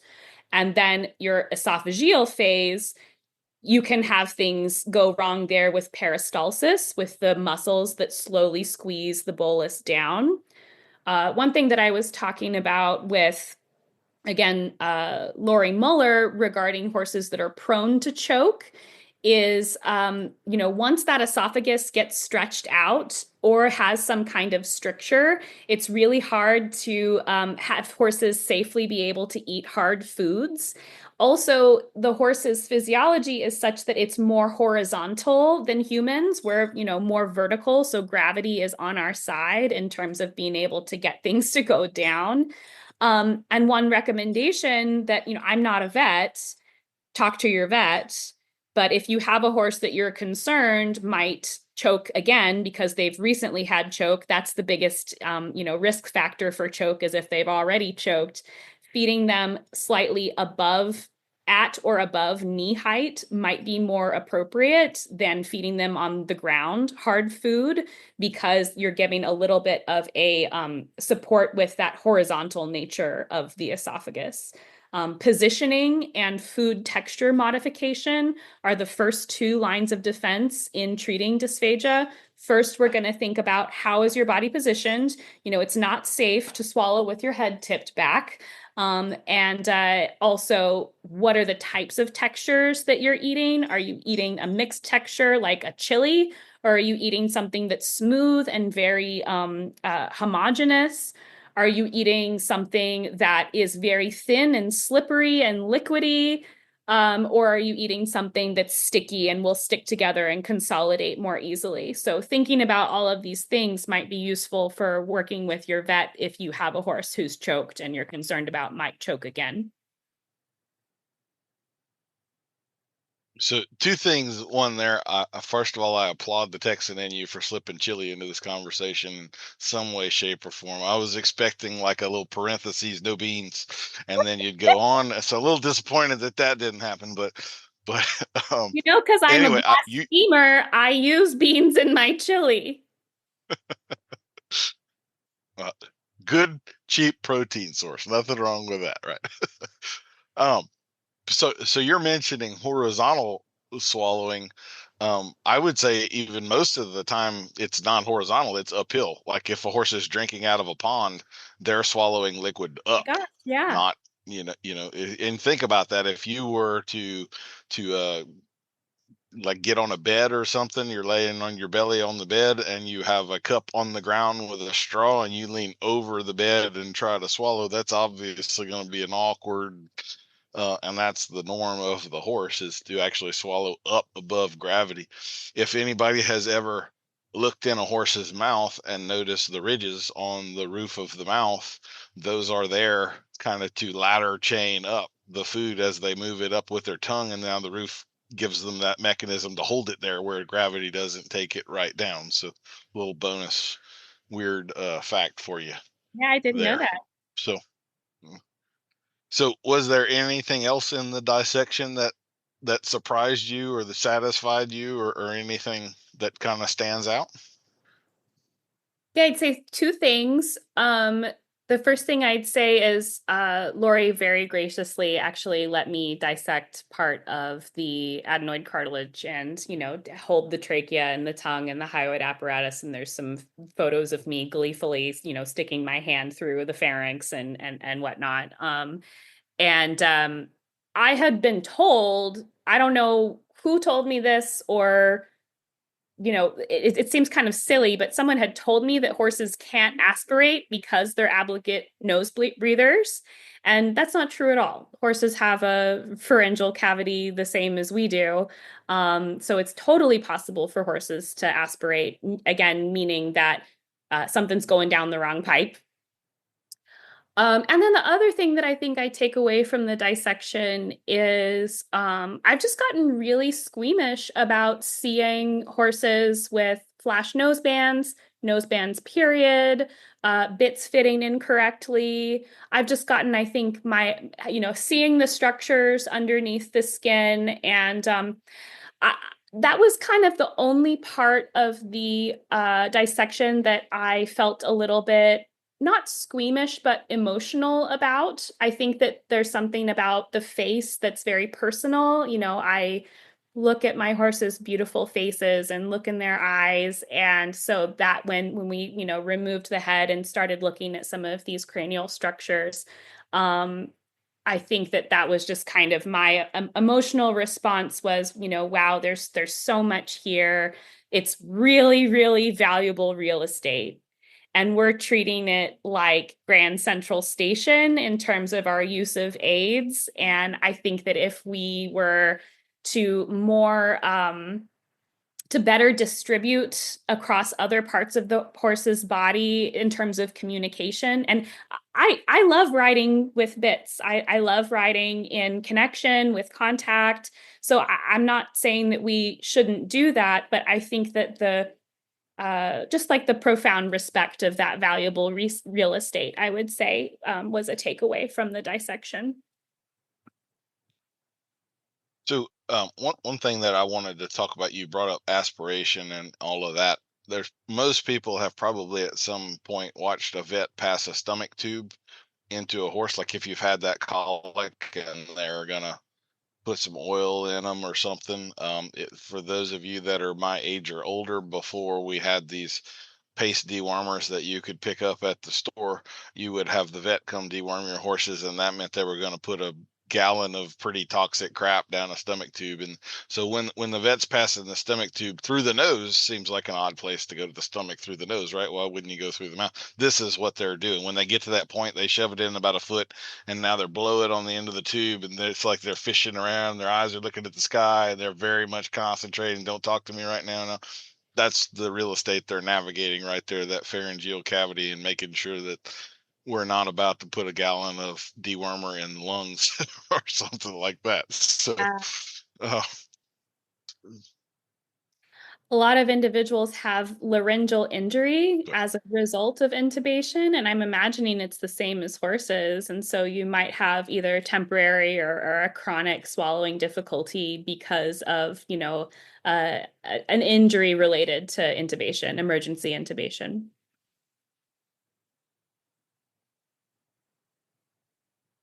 So why don't you, like we talked about the pharynx and you mentioned the larynx a minute ago. Would you kind of define those for us a little bit? What's the difference in all, because they rhyme, and so it's hard to keep track of what's what. So if we are thinking about the critical structures related to equine swallowing, we have the tongue, which rests on and is mediated by the bone, the hyoid apparatus. We also have the larynx, which is the voice box. This holds your vocal folds. When those two cartilages press together and air goes through it, we get voice, phonation. So the first step of swallowing is actually the adduction of your vocal folds so that those snap shut and cover the airway. When a swallow is triggered, the tongue lifts up to prepare the bolus to be transferred through the pharynx. The pharynx is the cavity above the voice box where that transfer of material happens. We have the epiglottis, which is a flap of cartilage. What did you call it? Like the devil's tongue or something? It's a mean little... It looks like it's a little pointed, looks like Beelzebub's tongue or something, little pointed, demonic looking, It's like a second little tongue in the back of the throat. I mean, it's a nasty looking little thing. Yes. That folds closed over the voice box, the larynx. So you have two protections for the airway. You have the closing of the vocal folds, and you have the epiglottis flopping down over the larynx in order to safely move material over the airway and not to have it put in the airway. So I have been around horses who have had tieback surgery. That's where one of their airway protection mechanisms has been removed. So they can't close their two vocal folds together because they've kept it open to prevent roaring. I've also seen horses have epiglottis entrapment. So the cartilage gets kind of stuck in a funky position. The veterinary recommendation that I heard for dealing with epiglottis entrapment is putting the horse in roll cur briefly to try to free that up. To me, that seems like kind of a bad idea. I don't know, what thoughts do you have on that? I'm not sure. I mean, if like there would be human um like PT things that you would do where you would force someone to do something kind of unnatural in order to strengthen this or strengthen this. So if we looked at it from that way and it was prescribed by a veterinarian that knew what they were doing, I mean, I'd try it and see. I don't think 30 minutes behind the vertical for 3 months would be reasonable. But if we're doing a carrot stretch kind of a thing here where, we go high and in, then I'd be okay with that. So Yeah, sure. Yeah, I mean, we do have a maneuver for safe swallowing called a chin tuck maneuver, where basically you just tuck your chin as you're swallowing. But really, the purpose of that is to create that pressure enough so that it can transfer safely. So I don't know if that applies in the instance of a epiglottal entrapment. Uh,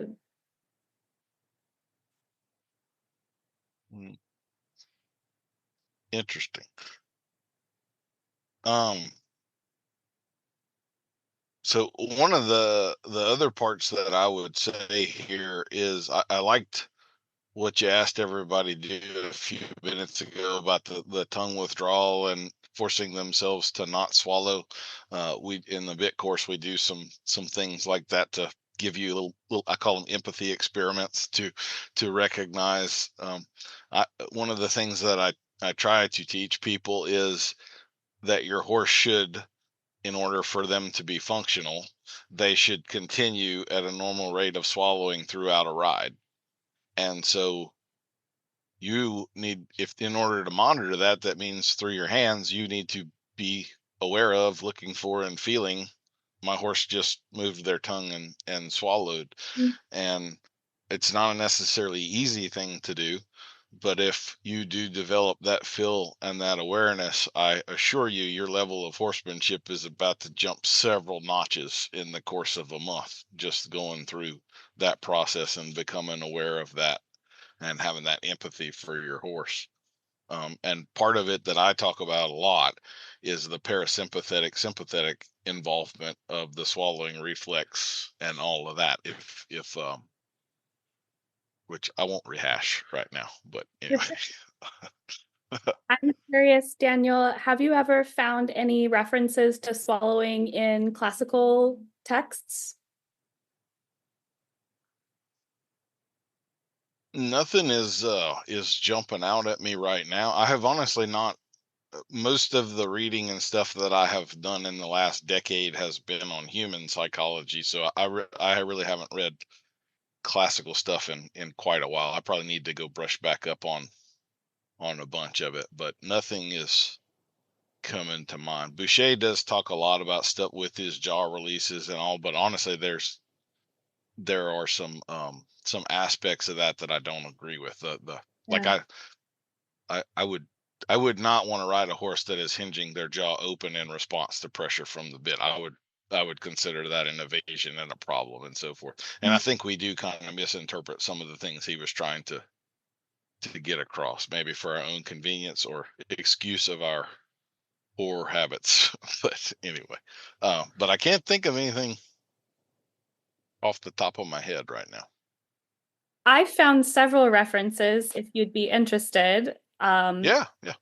I've recently been exposed to instruction by someone who was schooled in Baucherist tradition from the Cadre Noir in Saumur, France. And so I've been kind of furiously reading about session de mâchoire, the jaw flexions, from a riding perspective as well as from a swallowing perspective. So I've got my stack of books here, and I've found multiple references to what you've just talked about, that feeling of the horse swallowing in your hands in Rassenay and in Favorel de Kerbrock's book. General de Carpentry talks about swallowing. But my favorite one is Etienne Boudon, who was not a direct student of Baucherist. He actually picked up Baucherist's teachings and read them, and then was able to apply them and was considered a great savant horseman of his time. To me, that's a little bit even more impressive, because I know that I've learned a lot of things by doing what my teacher does, not what they say. So it's sort of a good proof of the method if you can pick up the book and do what the book says. And but this is in French, so you'll have to excuse my rough translation. But the mobility of the mouth is not a set of movements that are convulsive, short, or chomping of the jaw. You don't want the tongue to produce a clicking sound of the bits. You want the movement to be supple, discreet, relaxed, a tongue that moves a few millimeters, comme pour une déglutation, as if for a swallow, with a jaw that opens slightly, with the bit creating a discrete murmur. So I thought that you might appreciate that. Okay. Yeah, I do like that. I will have to listen for the discrete murmur part. That may be the only part of that I'm a little puzzled on. But the rest of it I like.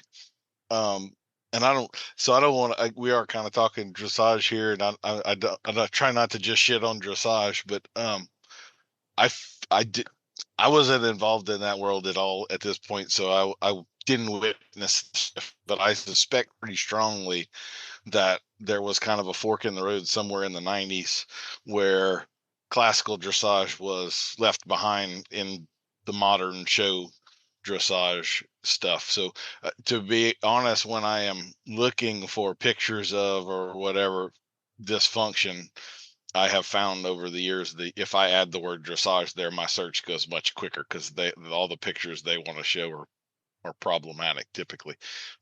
But you can also go on YouTube right now and watch videos of Nuno Oliveira riding, and his horses are 5 or 10 degrees in front of the vertical. He has a little slack in the rein. He's riding in one hand doing a pee off. A lot of times doesn't look like he has a broom handle strapped to his back. The horse doesn't look like they have a broom handle strapped to theirs. It's a much more relaxed picture. There isn't, buckets of foam dripping out of the mouth. The horse looks like it could swallow it any minute.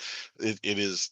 So we do have videographic evidence of things were going pretty well in that world not all that long ago. That was 60s and 70s, I guess, judging by the quality of the video and everything. So it seems to be since then that it's gotten to the point. I was actually going to ask you about this lesson, because you had posted in our Facebook group, Bits Purrs, a good sense about this. And one of my big things with people is, one of the very first things we do is lower the bit if they have any wrinkles. And one of the first times I gave this presentation publicly was at an event called the Best Horse Practices a few years ago. And it just so happened that event was mostly stacked with classical dressage people. And I knew I'm about to sit here and just be a heretic in front of the room. And I didn't know if I'm going to be chased out of there with pitchforks or have to fight my way out, or exactly how that was going to go. And it actually went very well. But there are a lot of things that are kind of dogmatic in that world that are really contrary to what good function is going to be. And that 2 wrinkle thing is as classic an example as can be. So when I have a person like you that I have worked with, and we have changed that, and now we've lowered the bit and the horse has accepted it, and then you're going to go do a lesson with a dressage person, I'm always kind of like, oh, there's going to be a rub here. So there's going to be some conflict, and I hope this goes as smoothly as possible. But it seemed for you, he didn't object. I think he actually gave you some compliments on that, or correct me. You tell the story. The horse complimented me.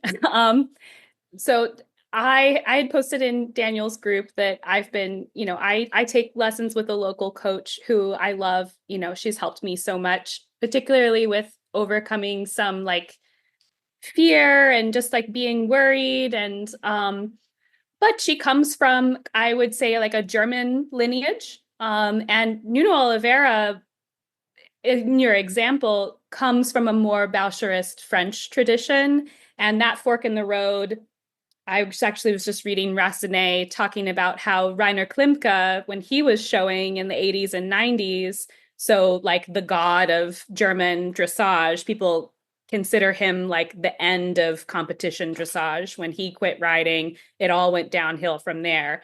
But the way that he would school horses is not the way how he would show.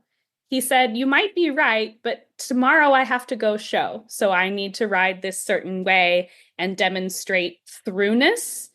Uh, Throughness as a concept in a more German lineage of dressage. Again, I'm just learning about this and reading and curious and asking questions. Throughness as opposed to lightness in terms of priorities. In French dressage, you're asking for lightness, which would be this like sensitivity and not a pressure put into the hand based on the mobility of the jaw, which sounds like you have some objections to this as an ideal. But that's what I've been reading about from a French dressage perspective. Whereas you're looking for throughness or permeability of direction of the aids to the horse in a more German tradition.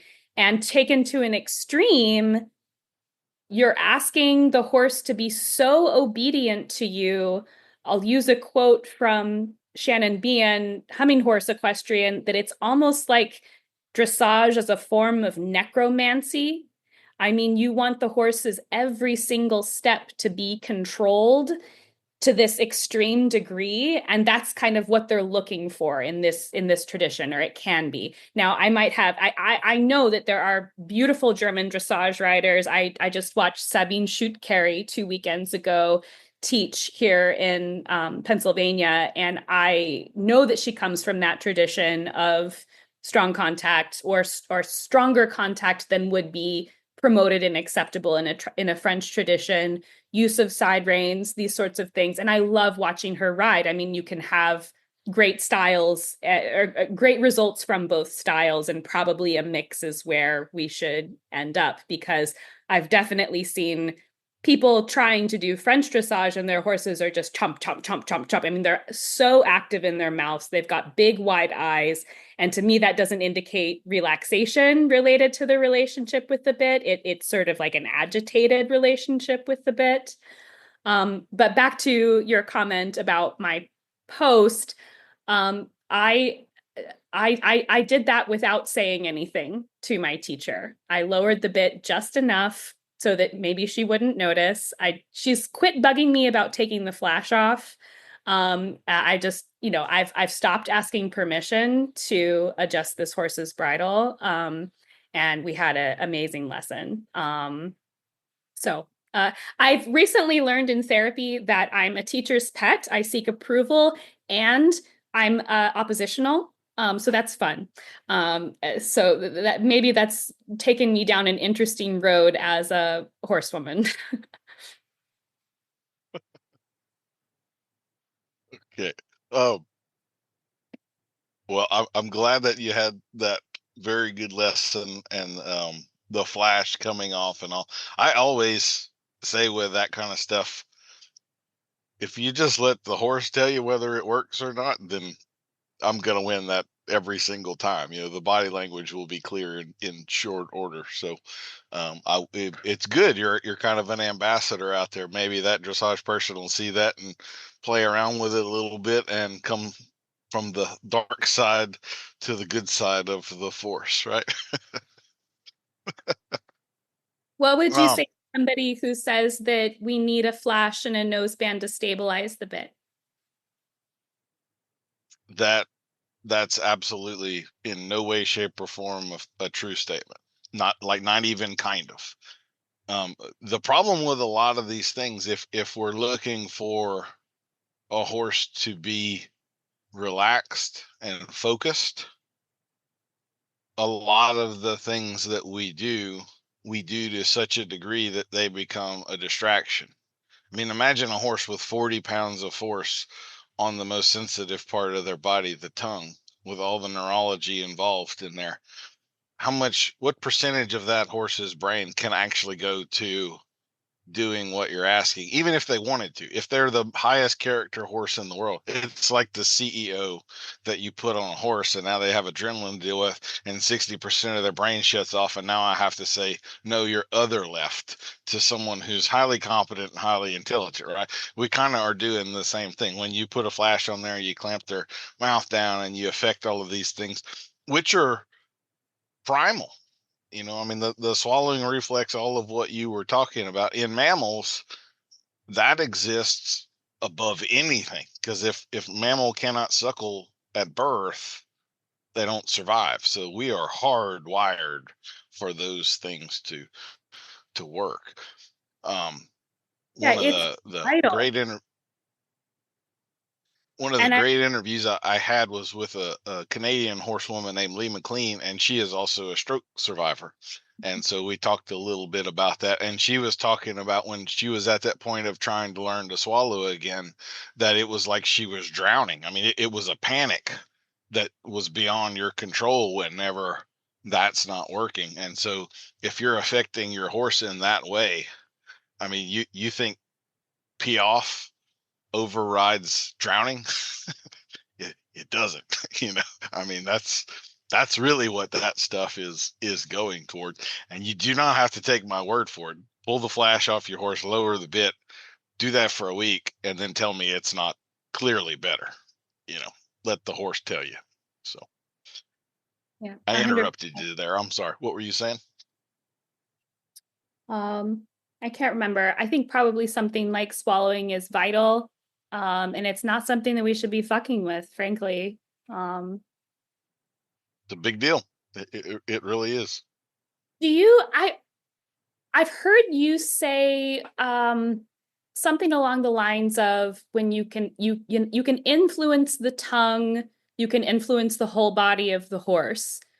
And I feel like I have a little bit of a different take on that. It's like we want to influence the body of the horse and make sure that we're not disturbing the tongue and the swallow reflex and all of these different structures. Yes. What would you say about that?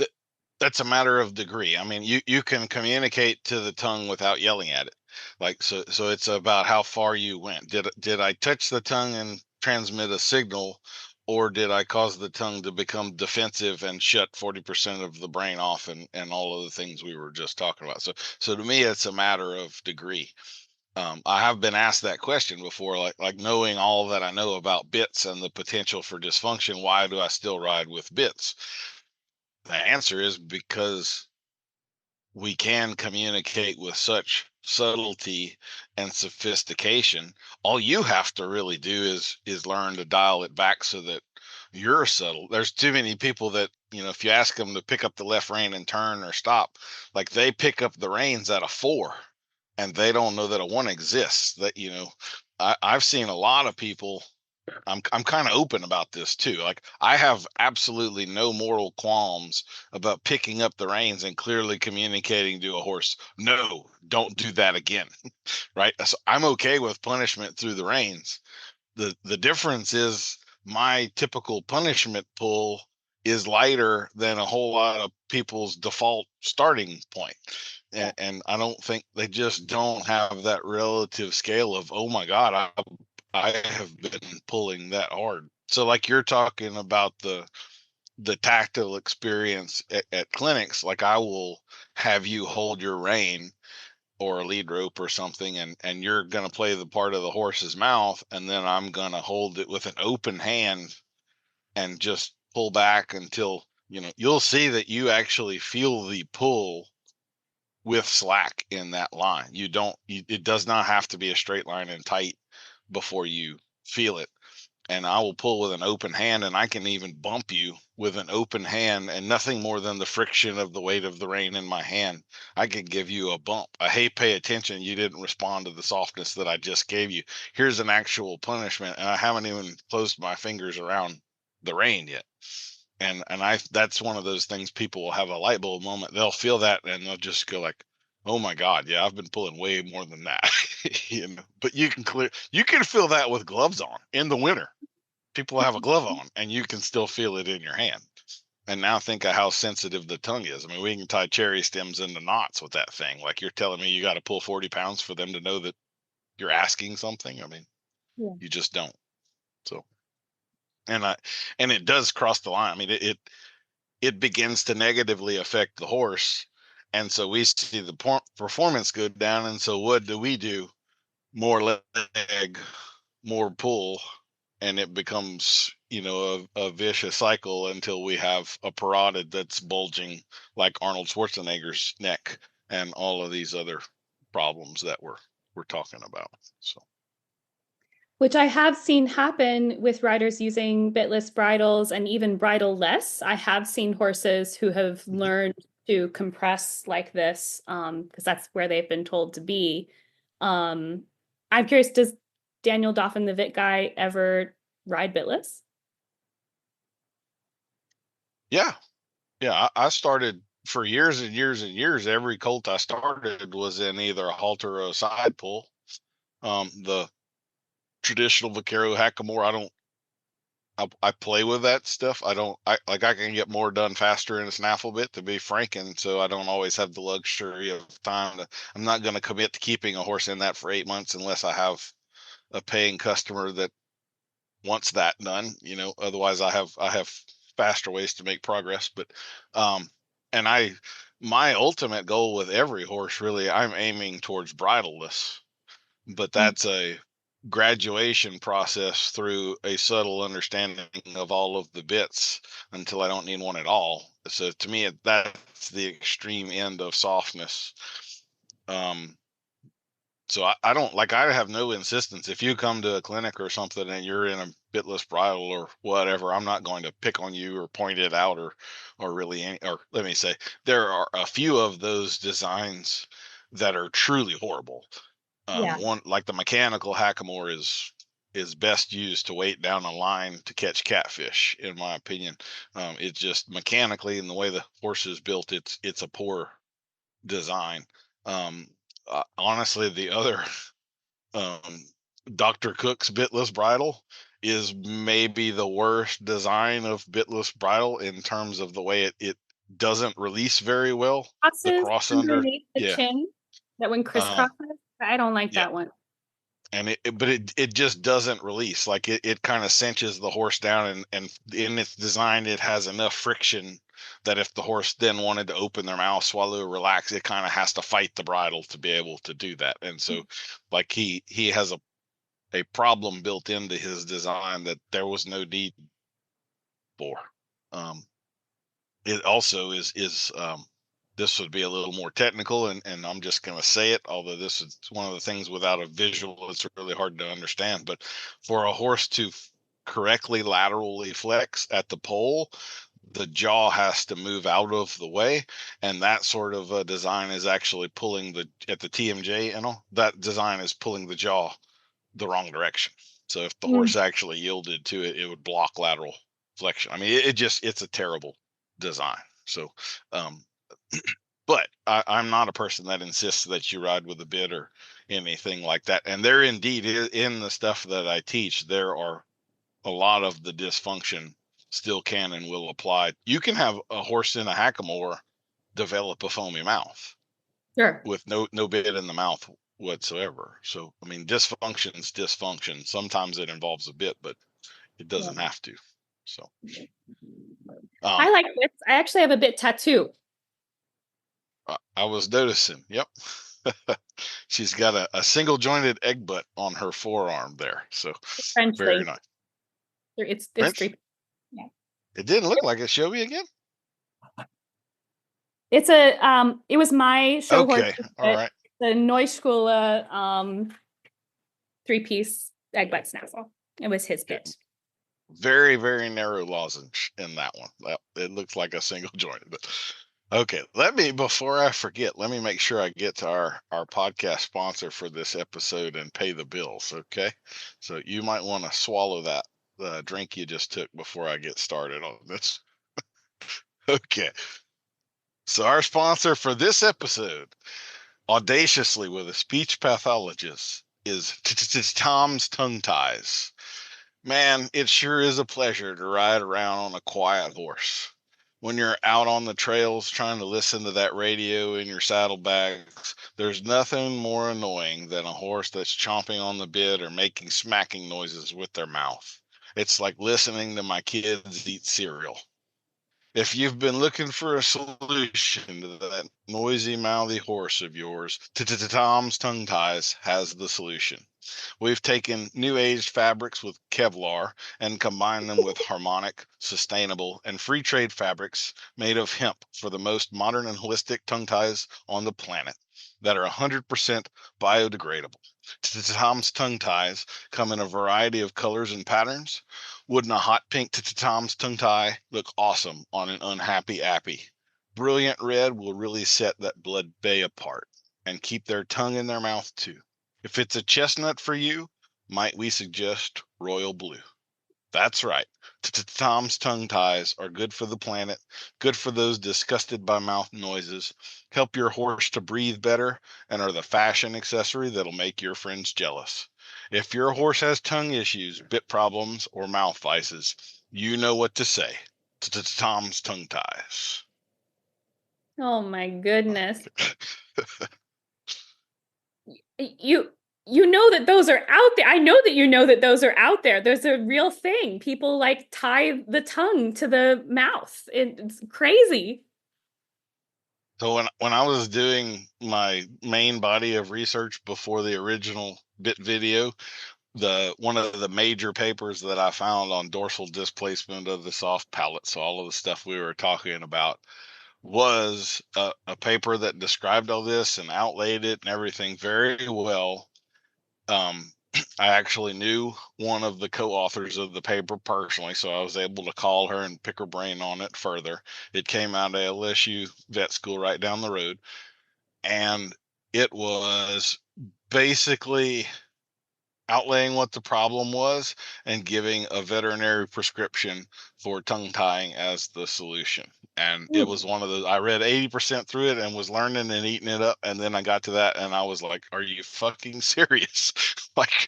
like really? And so that was the solution to solving the problem. Just tie the tongue down and keep it out of the way. Very disappointing. But anyway, it was still, it was a good paper. I learned a lot and used it as a valuable resource, but yeah, I have a different approach on how we'll fix that, Yeah, I'd hope so.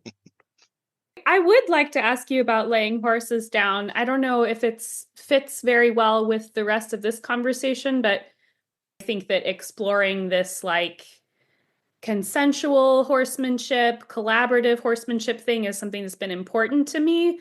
I also feel some conflict there as well about, what's going on there and how we're kind of intertwining things that don't have to be intertwined and using the horses as a symbol for something that they're not. So yeah, I guess I just personally have an interest in your opinion and experience in laying down horses and kind of using more of a mechanical approach to something like that. So a few things, I guess. First of all, background wise, I used to lay everything down. I would estimate I've laid down 700 or 800 horses.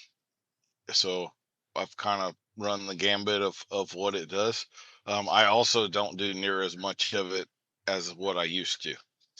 I don't consider it like cruel or immoral or anything like that. I would say it's more something that I've seen where I get a pretty strong effect from it on certain types of horses, and on other horses it's maybe not the best time value thing that I could do. Doesn't really help, doesn't hurt. If I own a horse personally, it's going to be laid down. Just because I've also been in a few scenarios. I had a horse that I owned. He was slated to be one of my up and coming demo horses, but he was just not very athletic, to the point that I was trail riding him on the side of a hill. He stepped in a hole. He rolled on top of me, trapping my leg with me on the downhill side of that. Okay, so for him to get up, there's about no way for him to not roll completely over me in the process of going down the hill to get up. And because I had laid him down, I was able to hold the rein and keep him down, so that I took 5 minutes to get my leg the hell out from underneath him, and then could release him and let him get up. So after that experience, it's like, yeah, if this is a long-term thing, we're definitely laying the horse down, just in case that ever happened again.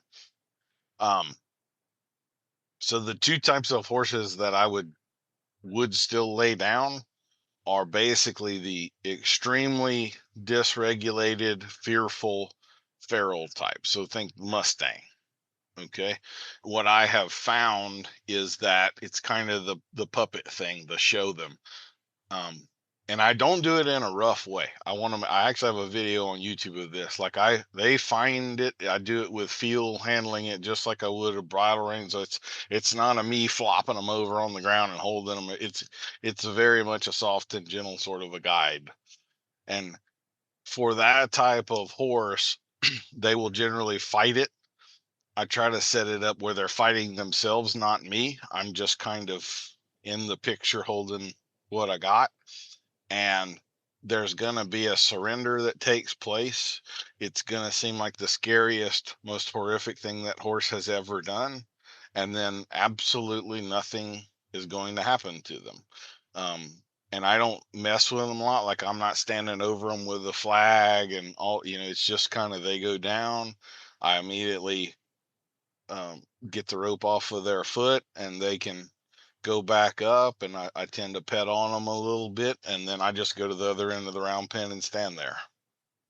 And so a little bit more about it. Believe it or not, most horses go down in 5 to 10 minutes. It isn't a long drawn out deal. I would say probably 80% go down in less than 15 minutes of the 7 or. Can you explain, I mean, if you don't feel comfortable saying so that people could do it badly out there, but I would like to understand a little bit more about, like, what is the rope doing to help them lay down? You've roped Sure. their hind limbs? No. So, and I'll forward you the YouTube video, and I won't put this in. Well, I mean, we can put this. I've actually talked about this on the podcast before in a Q&A, so I don't have any problem putting this back out there, but I do it a specific way. So I take like a lariat rope and I put it around the pastern of their left front leg. And then I'm going to have them pick that leg up, and I'm going to take all the slack and I'm going to dally it on the saddle horn.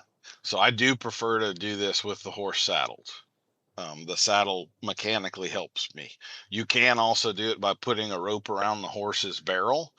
And I've tried about every derivation of this stuff that you can try.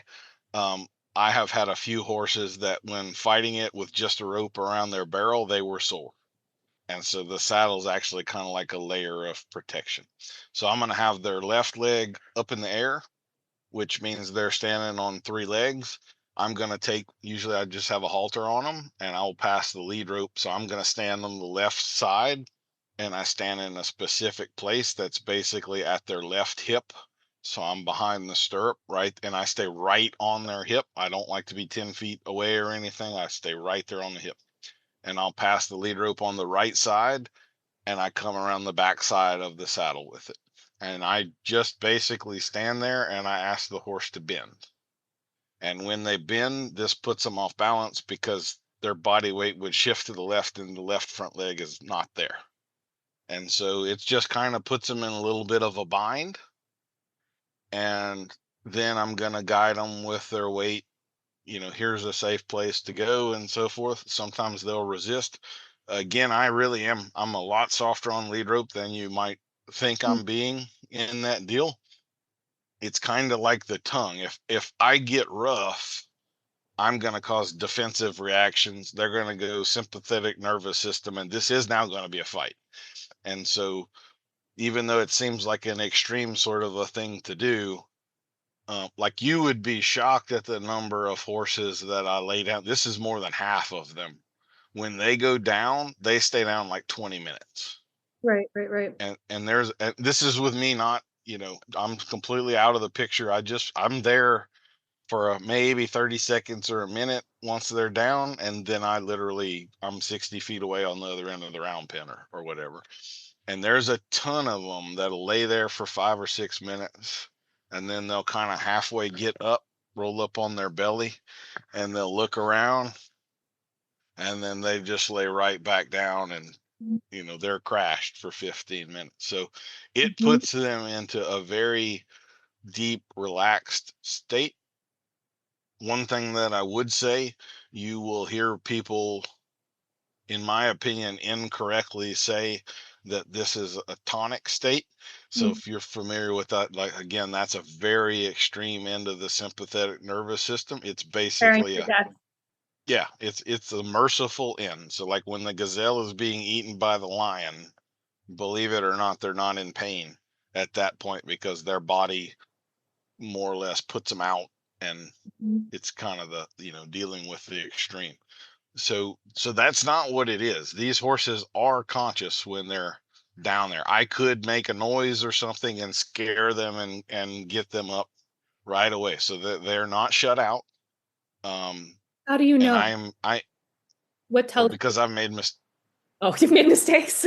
Yeah, I mean, I try to be, when I back away from them, I want to stay where I am in their eye line, ideally, so they know that I'm there, but then I'm quiet. My goal is no stimulation. I don't make noise. I just squat and get in a comfortable position. I can be there for 10 or 15 minutes, and I just let them relax. And I mean, you'll see they'll go through cycles. They'll kind of be breathing quickly at first, and then there'll be a big deep breath, and they, a level of relaxation, and you'll hear them oftentimes, they'll kind of do that kind of, and I mean, it's just a series of them letting down and relaxing. And for those horses that are kind of ripe for it, they're in the right situation, the right personality type, the right problem, it's usually in just one occurrence, it is a life-changing deal. Like they'll never again be as anxious and so forth. And I'm sure there are different ways to do it. This is one of the things I always tell people is if there's something like that you're a little conflicted on, or you feel is wrong, don't judge it by it done poorly. Judge it by what it can be done well. And then, so a lot of times people will see something done badly, and then they think that's what that thing is. So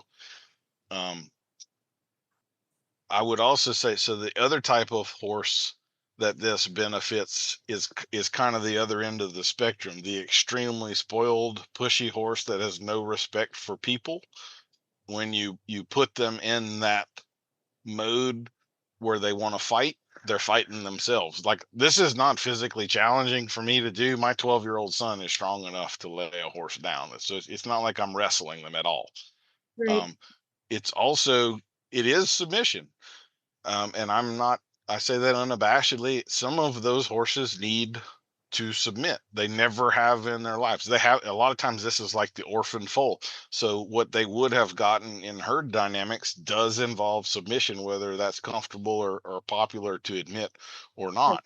We all have to learn our place. And so if that horse never has learned their place, for them to fight and lose, again, can be a pretty life-changing experience.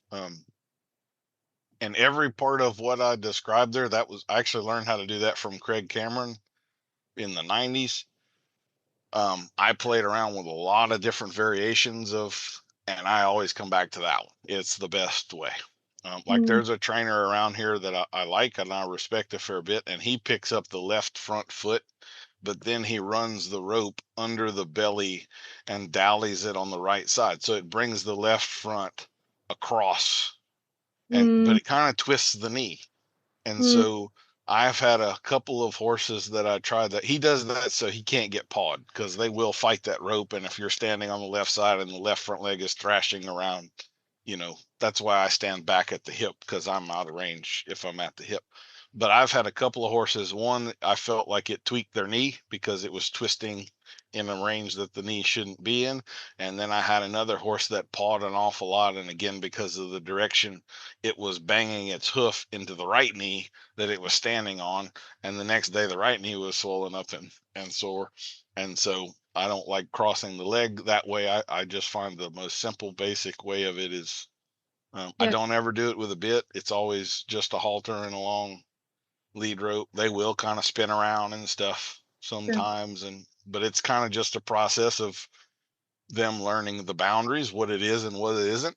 And here's the dark part I don't want to look into. It's really scary. Lay down, submission. Here's this guy, but again, once they do it and then nothing happens, and they get that level of relaxation out of it, it usually is a real life changing for the better. Yeah. It doesn't lead to like the shutdown horse and you're not going to have connection and he'll be scared of you. Like done well, none of that is true.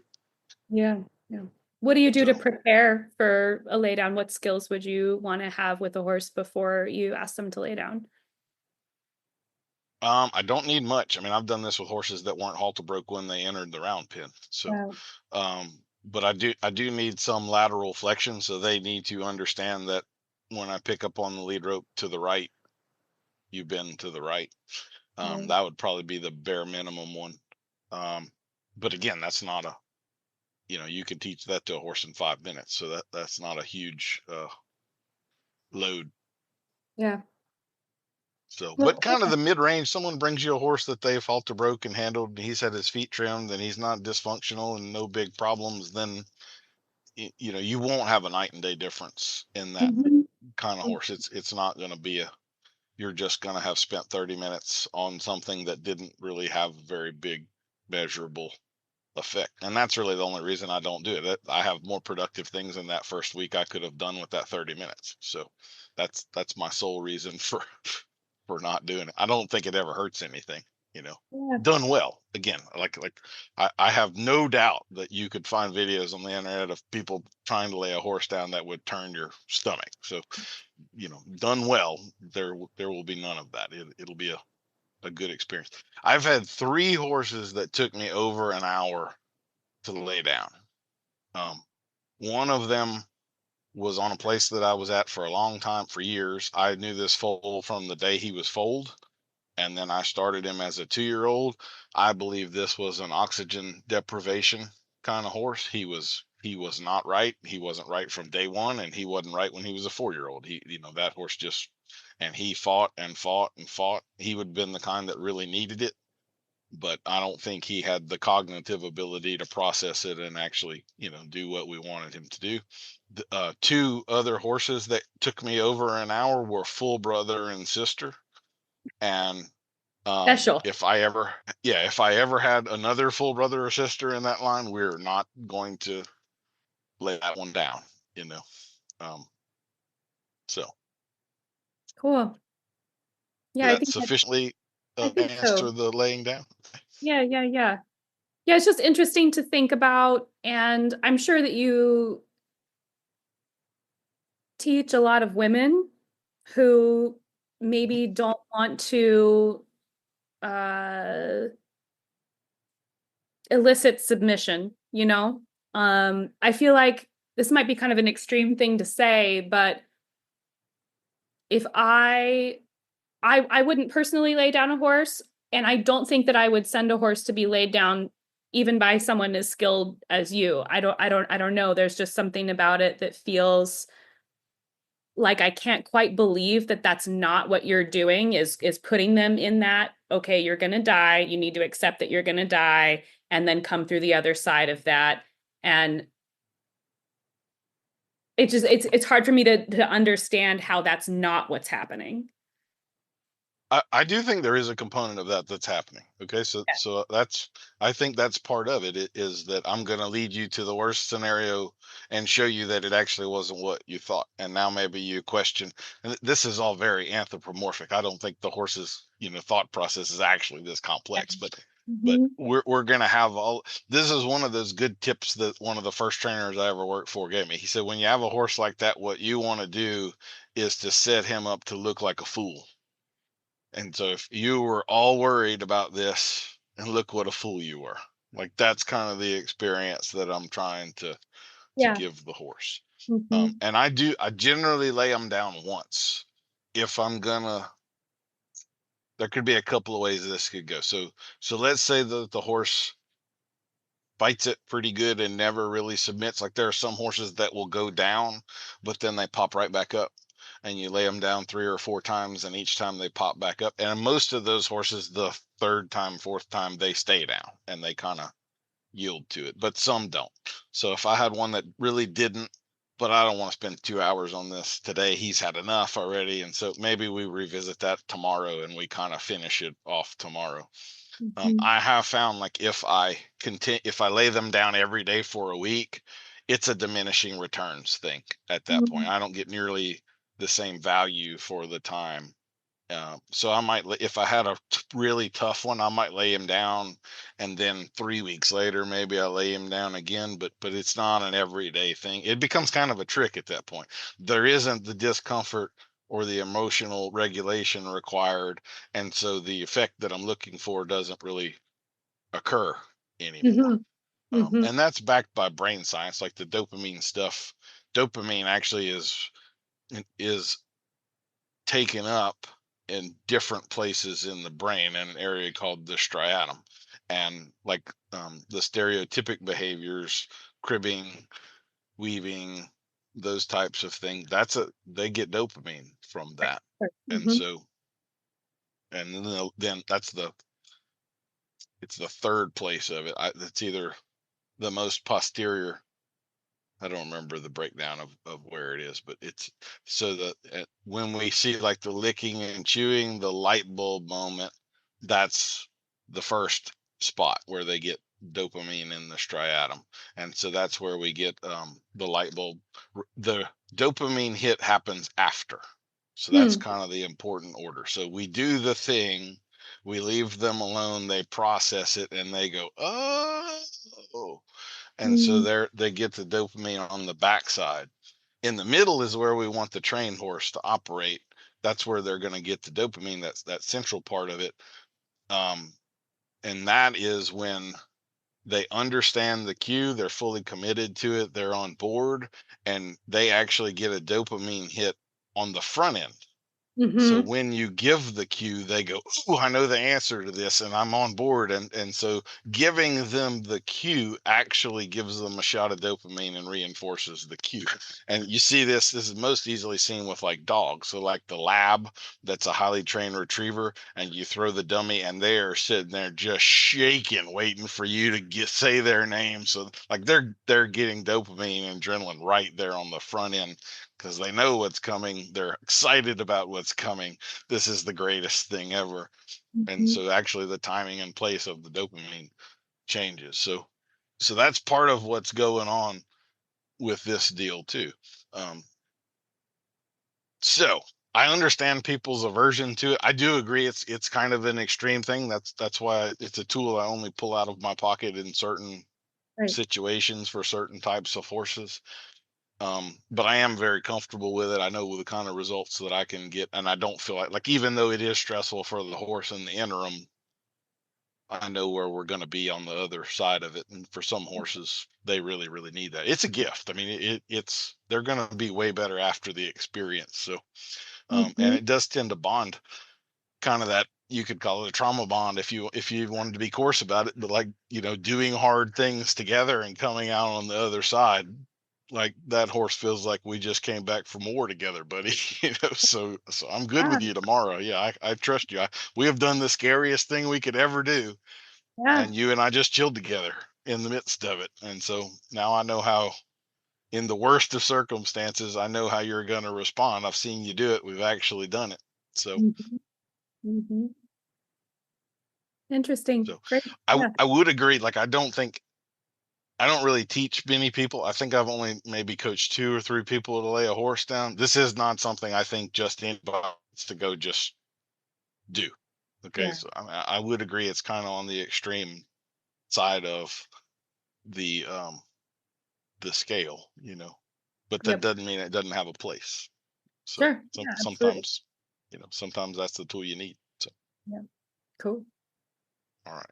Am I rambling at this point, or No, not at I all. feel That like was so helpful for me to get to explore. Thank you. um, yeah, and I'm reading your question here about exposure therapy.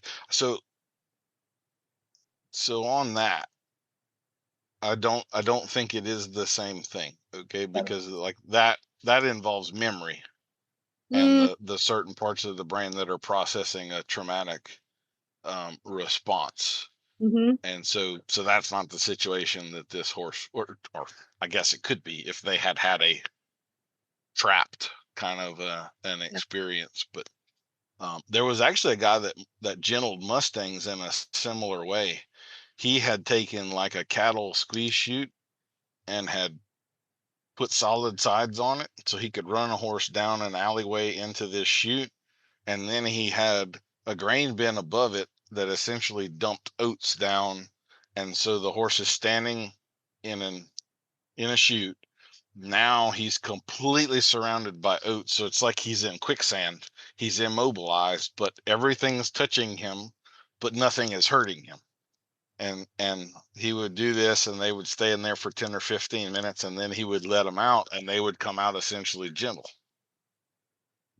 And kind of this whole immobilization, feeling trapped but not actually being hurt. I mean, to me, it's a very similar mechanism. I just don't have to scoop up a ton of oats when I'm done laying one down. So, That sounds like torture to me. Pretty viscerally aversive response to that idea. well, but I mean, what something seems like, and then again, if you read the horse after they've come through it, Yeah. would you be open enough to letting the horse tell you if it was as traumatic as you're expecting it to have been? Because Yeah. the answer may not be what you think. I think the Indians did a similar deal with like leading horses out into mud or ponds, Mhm. and now they're kind of immobilized. All of their, the fight or flight thing that they might want to do is not available to them in this circumstance, and thus they kind of have to take it, and nothing really happens, and then they go like, oh, okay, well, it wasn't what I thought it was. Yeah. So Yeah, I think that it's hard to separate personal experience from what's going on with the horse. And I hear you say that we do need to make sure we draw that boundary of human experience versus horse experience. mhm. I talk a lot with people who have strong moral objections to riding and handling horses in certain ways and sort of are more on the I don't even know what to call it. I don't really like the term consent when it comes to horsemanship. I just think I that agree. Yeah. we're too closely linking human experience and horse experience. But for lack I, of a better term, uh, you know, consensual. I forgot my train of thought. well, I'll give you a second to think about that. I'm going to back up to something you said a minute ago. You were talking about dominance and submission. Yeah. um Again, this is a term that I unabashedly use, but I think that people need to understand the difference between connotation and denotation. There's the meaning of a word, and then there's your feeling toward a word, right? Right. And what dominance really boils down to in horses, you can watch wild horses or whatever. The dominant one is the one that can move the other horse's feet. If you've ever lunged a horse, led a horse into a stall, led them into a wash rack, led them into a trailer, asked one to move forward, asked one to move sideways, in every aspect that a horse considers dominance, you dominated that animal. You controlled how and where and when they moved their feet. That is dominance. That might be an unpleasant realization for some people to admit, Mhm. but that's the fact of what dominance boils down to in its most simplistic way. Mm. Dominance does not mean you're an asshole, right? I can ask a horse to move over and them be perfectly fine with it. They are designed. This is part of the thing too. Dominance theory, the air quotes debunking of it. Horses live in a hierarchy from day one. The most problematic horses to deal with are the orphan foal raised in someone's backyard that did not live in a hierarchy in a Yeah. herd. Like hands down, that's the one I don't want to mess with. Give me the Mustang that understands herd dynamics. All I have to do is teach that horse that he is safe. And once he realizes that he's safe, we're good.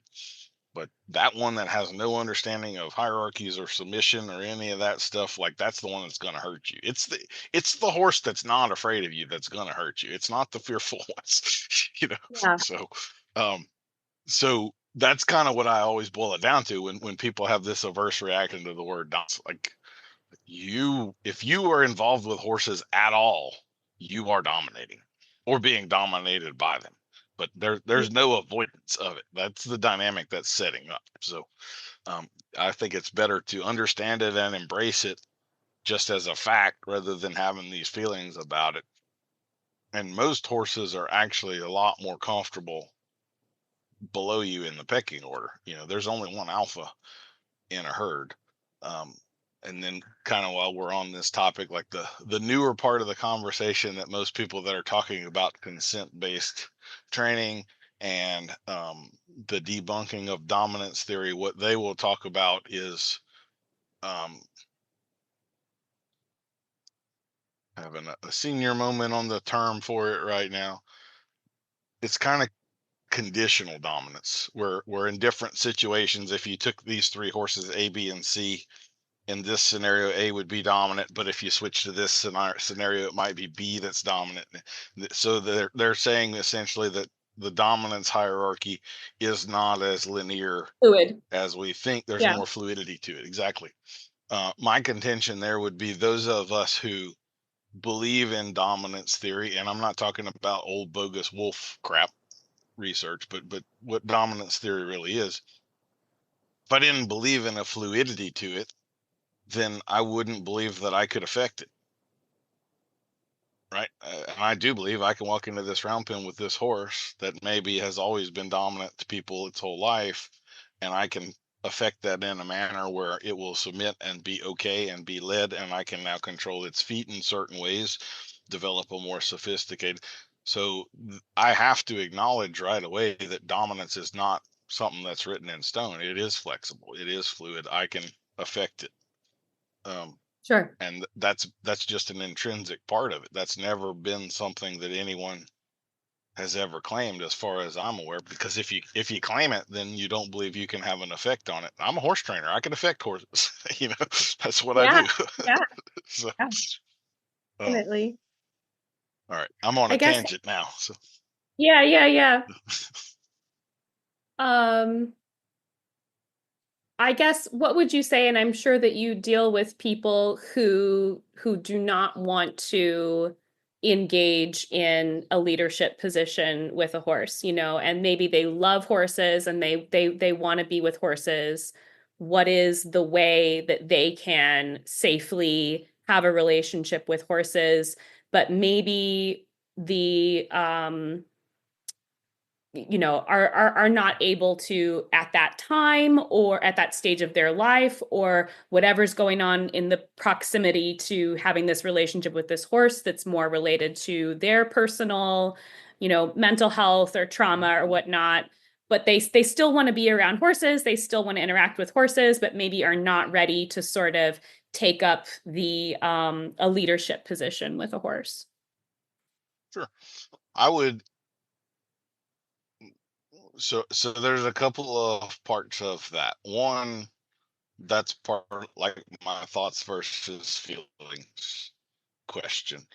To me, the solution there is going to be engaging them in thought processes.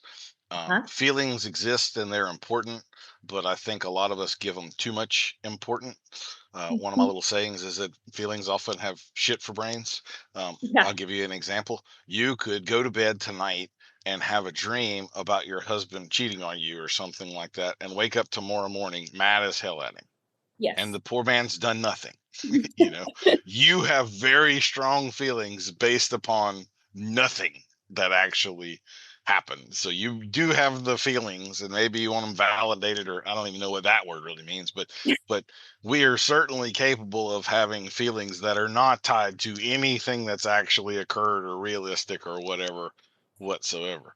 And so I'm fine with people having feelings. It's not like I want you to turn them off or something, but you have to be aware of what your feelings are and aware of the reality around you, and whether this feeling actually is valid or whether this is a feelings have shit for brains Right. kind of moment, because both exist. Sometimes you got an intuitive thing, the hair raises up on the back of your neck. This situation's not good. I don't know why, but I need to get out of this alley right now. Hey, follow that, right? Like, I'm not saying don't ever, but there are other feelings that are not good.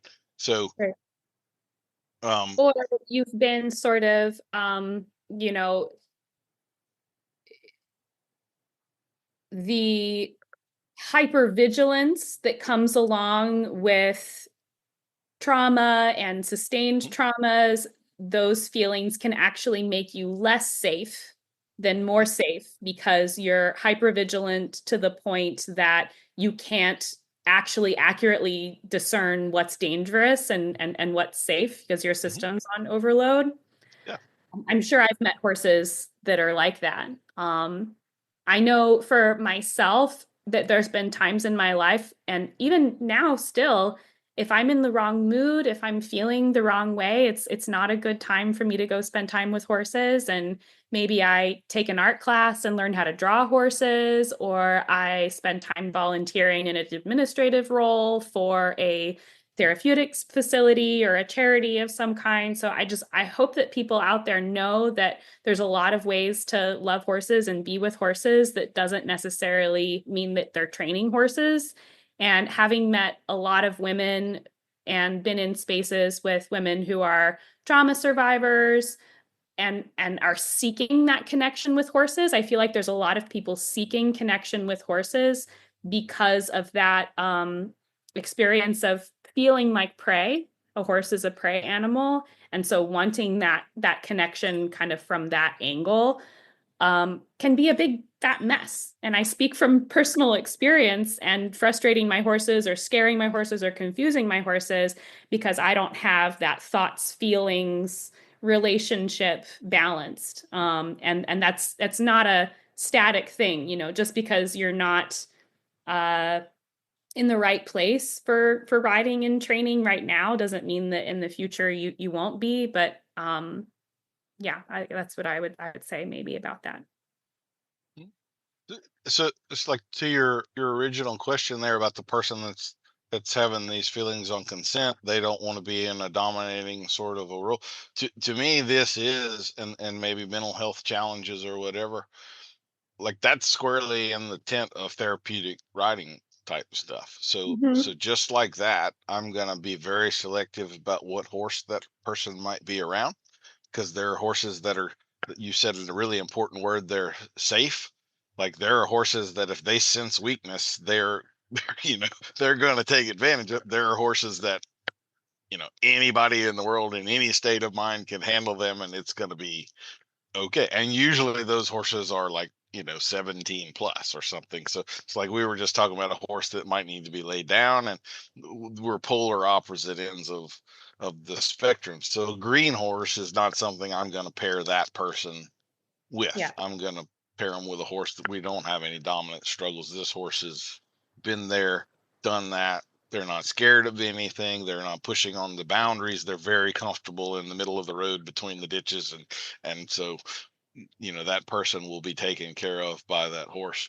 I do find here kind of a dangerous concept that's creeping up, and that's the whole my horse is my therapist thing.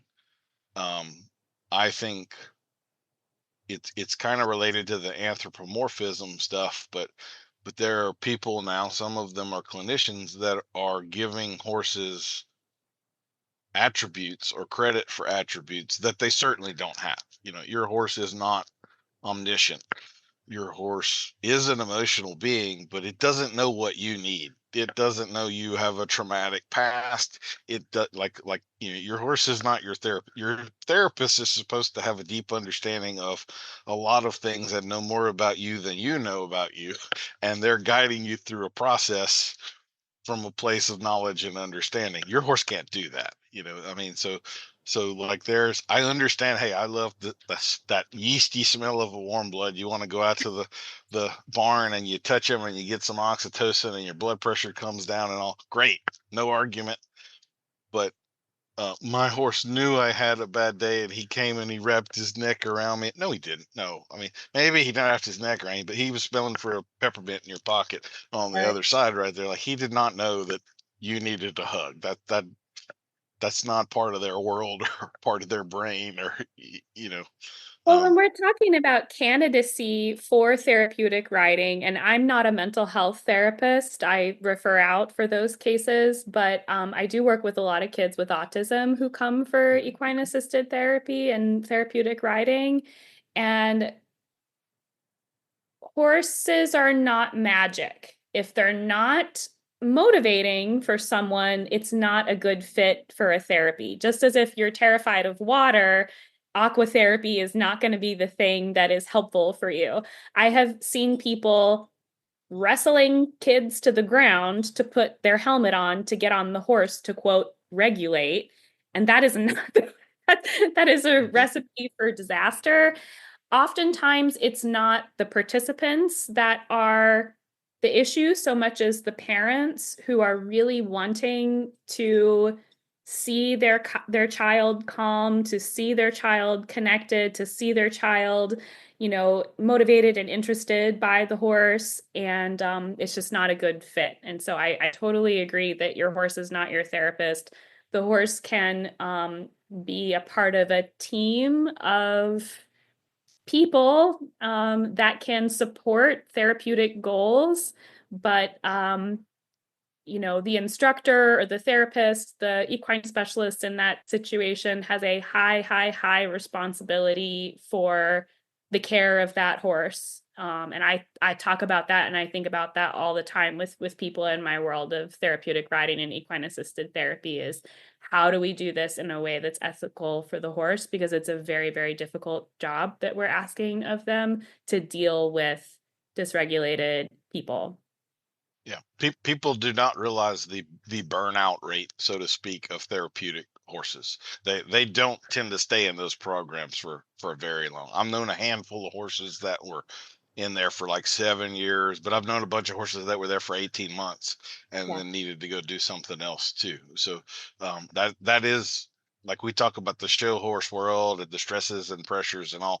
The therapeutic riding horse is every bit as much taxed by what that requires. We very much tend to underappreciate what those horses go through and what they're required. Like, it's not just any old plug that needs to go into one of those programs. Those really are pretty particular and special horses. And even within that, you have to have a horse that can tolerate these dysregulated people. Almost all the programs I know of are also looking for a horse that can handle a 300-pound rider. And so we have other things that are going on there. That's one of the most challenging things to do is to find a full component of therapeutic riding horses to keep one of these programs going. They're constantly looking for a new. For me, my solution has been to, in my program, keep things very, very small. It's kind of a micro lesson program. I only teach once a week. All of the horses in my string are privately owned. They are leased to my program. And so they have care and conditioning and riding every other day, except for the days that I'm teaching. And I'm responsible for that. And so one of the big reasons why I don't work for some of the very prestigious, famous therapeutic riding facilities in my area is because I know for a fact the horses are sour and many of them are dealing with pain issues. So it's just like, well, they're sour to tack. Well, they bite when you groom them. That's common but not normal. And I have worked with those horses for a long time. That was why I was motivated to get training as a body worker, and I don't want to do it anymore. So I'm doing my own thing now. Well, that's fair enough. So here's another little fact that kind of pulls a few of those together. And I know I've told this story before, so I apologize if y'all have already heard it. But the very first person I ever gave professional lessons to was a lady who was volunteering in a therapeutic riding program. And like a lot of the people that are there to handle the horses, she did not actually have very much horse experience at all. She was there more for the human component, and that's been another constant battle in the therapy programs, is to have people to handle the horses that actually are competent and skilled with horses. And Yeah, so one of put the a horses, screaming child with autism on a horse, put someone who has, 100 hours of horse handling experience in their life handling the horse, and then put two people on other side trying to catch that child from jumping off the horse, and then have someone who is a therapist, but maybe or maybe doesn't have horse experience telling them all what to do. It's a shit show is what it can and be. six of those in the arena Yes, at the same yes, time. Yeah. yes. Yep. So this lady she was handling with a particular horse in the program. He was a biter. He had nipped her pretty good a couple of times. She was a trauma survivor. At the time, I had never worked with anybody like that, and I didn't really know what that might mean in practical terms. And she had gotten to the point where she still wanted to volunteer with the program, but she was literally having nightmares about this horse biting her. And so she came out to my barn. So we're not working with the therapy program horses. She's working with one of mine. And I knew she wasn't a very assertive, kind of a timid sort of a person. And so I had this old thoroughbred there at the time that belonged to a friend of ours, and he had been a former therapeutic riding horse, but he was But he was a thoroughbred, so he failed. no, I mean he was great actually, but he was absolutely like you could set off bombs around him and he didn't give a shit. Like there was none of that. He was just a solid, really good kind of horse, but fairly dull. And so she was going to have to step up a little bit and push him a little bit in order to get him to do things, right? And so I'm working with her a little bit. I'm trying to get her to turn him away from her where she has to push on the shoulder. And I've given her a little dressage whip. And I don't have her whipping him. I just have her basically taking the butt and kind of poking him in the shoulder a little bit to get him to move away. And she's doing this and she's not doing it enough. He's standing there like a wall. And so I'm trying to, at this point, I was not nearly as skilled with people. And my tactic at that point was to kind of pick on them a little bit and get them a little pissed off. And then they would take it out on the horse. And it wasn't real good for returning customers. It did solve the problem. But anyway, so I'm picking on her a little and I get her to finally kind of give him a good poke. Okay. And she immediately throws the whip on the ground, comes to me, throws her arms around me, and she starts just bawling in my arms. And I met this lady 20 minutes ago. And I'm not like a hugging kind of I am just like, what in the hell is going on here? And so she finally settles down after a couple of minutes. And this is kind of when I learned what a trauma survivor is like. She starts telling me that felt bad. Like I did not like poking that horse. Like that felt really, really bad. So this is where I bring the thoughts versus feelings thing in. I said, I'm sorry that felt bad to you. And I now have a much greater idea of what what's going on with you here. But let's look at the horse. You poked him and you felt bad about it. He is asleep standing there right now. Okay. You actually haven't poked him hard enough yet. He didn't move in the least. So you feel like you just destroyed a relationship and traumatized the animal, but you still haven't actually pushed him enough to even kind of get him to move out of the way. And so that's what I try to explain to people, is that like your feelings have some particular line, and you feel like when you push this hard, you cross that line. And here's the hard part of being a horse person. Your line doesn't mean a damn thing.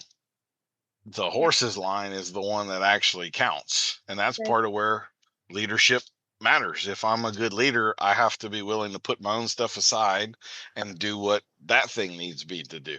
And so, like, if you have a dull horse, maybe you have to push them harder than you want to, but that's where that horse's line is, and where your line is doesn't actually matter when it comes to this big bay plug standing here beside you.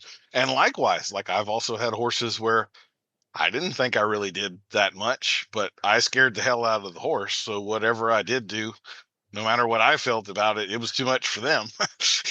So again, I have to find where that horse's line is, and I got to respect their line, whether it's above or below my own. Yeah. So like when you're talking about those people and the consent thing, that's more the conversation that assuming we have a fully functioning person able to process these kinds of concepts, right? But that's the conversation I'm going to have with them. I really believe one of the crises that we really have right now is that there are a lot of people involved in these conversations that do not realistically understand what a horse is. And that's kind of that thing, like they're putting their stuff on the animal. But to me, it always matters what the animal has to say. And if you're not actually reading the animal and believing them as to whether this is too much or not enough, then you're actually not respecting that animal as an individual. You're projecting. Completely. And that's poor horsemanship, humanship, whatever, that's not empathy. That's a failure of understanding. Those are not the same thing. So I could talk to you for a whole nother 3 hours on that topic. I'm sure. I know we've been going for a long time. But yeah, that's a really rich conversation, and I've got a lot more to think about with all the information that's out there and the people that I've learned from and continue to learn from. It's an interesting topic to explore. Yeah. And something you think about every day. At least I do. Well, I do really appreciate you having these conversations with me. I learned a whole lot on the perspective of the life of deaf people and all of what they got to go through. And I'd love to figure out. I can't think of a single. What's that? I'd love to figure out how to have this episode transcribed so that an actual deaf person could read it if they wanted to. That's something I can help pay for. Well, that's an awesome idea. No, I bet you there's a AI way to handle that or something. I'm taking a note right now to look into that. So we'll certainly try to have that accomplished in some way, shape, or form before we release this out into the wild. Okay, that's an excellent idea. Cool. Well, I really do appreciate your time today. I have enjoyed this conversation quite a bit and learned a lot. I hope everybody else out there has as well. This has been like 3 podcasts in one. We've taken some little journeys on topics here, but that's good. Keep it interesting and everything. Is there anything that you wanted to bring up or talk about that we haven't, that I can ask you a follow-up question on, or? I don't think so. I would encourage folks to visit my website if they're interested to hear more about my work or hire me. I do have lesson spots available if you're local to Westchester, Pennsylvania. So reach out to me on my website. I've got my email Instagram and Facebook available there. That's darkhorseslp.com. And yeah, thank you so much for having me, Daniel. Absolutely. And we'll definitely have a link to that in the show notes, as well as your social media stuff as well. So very good. We'll see you next week for another episode of Adult Onset Horsemanship. I've been your host, Daniel Dolphin.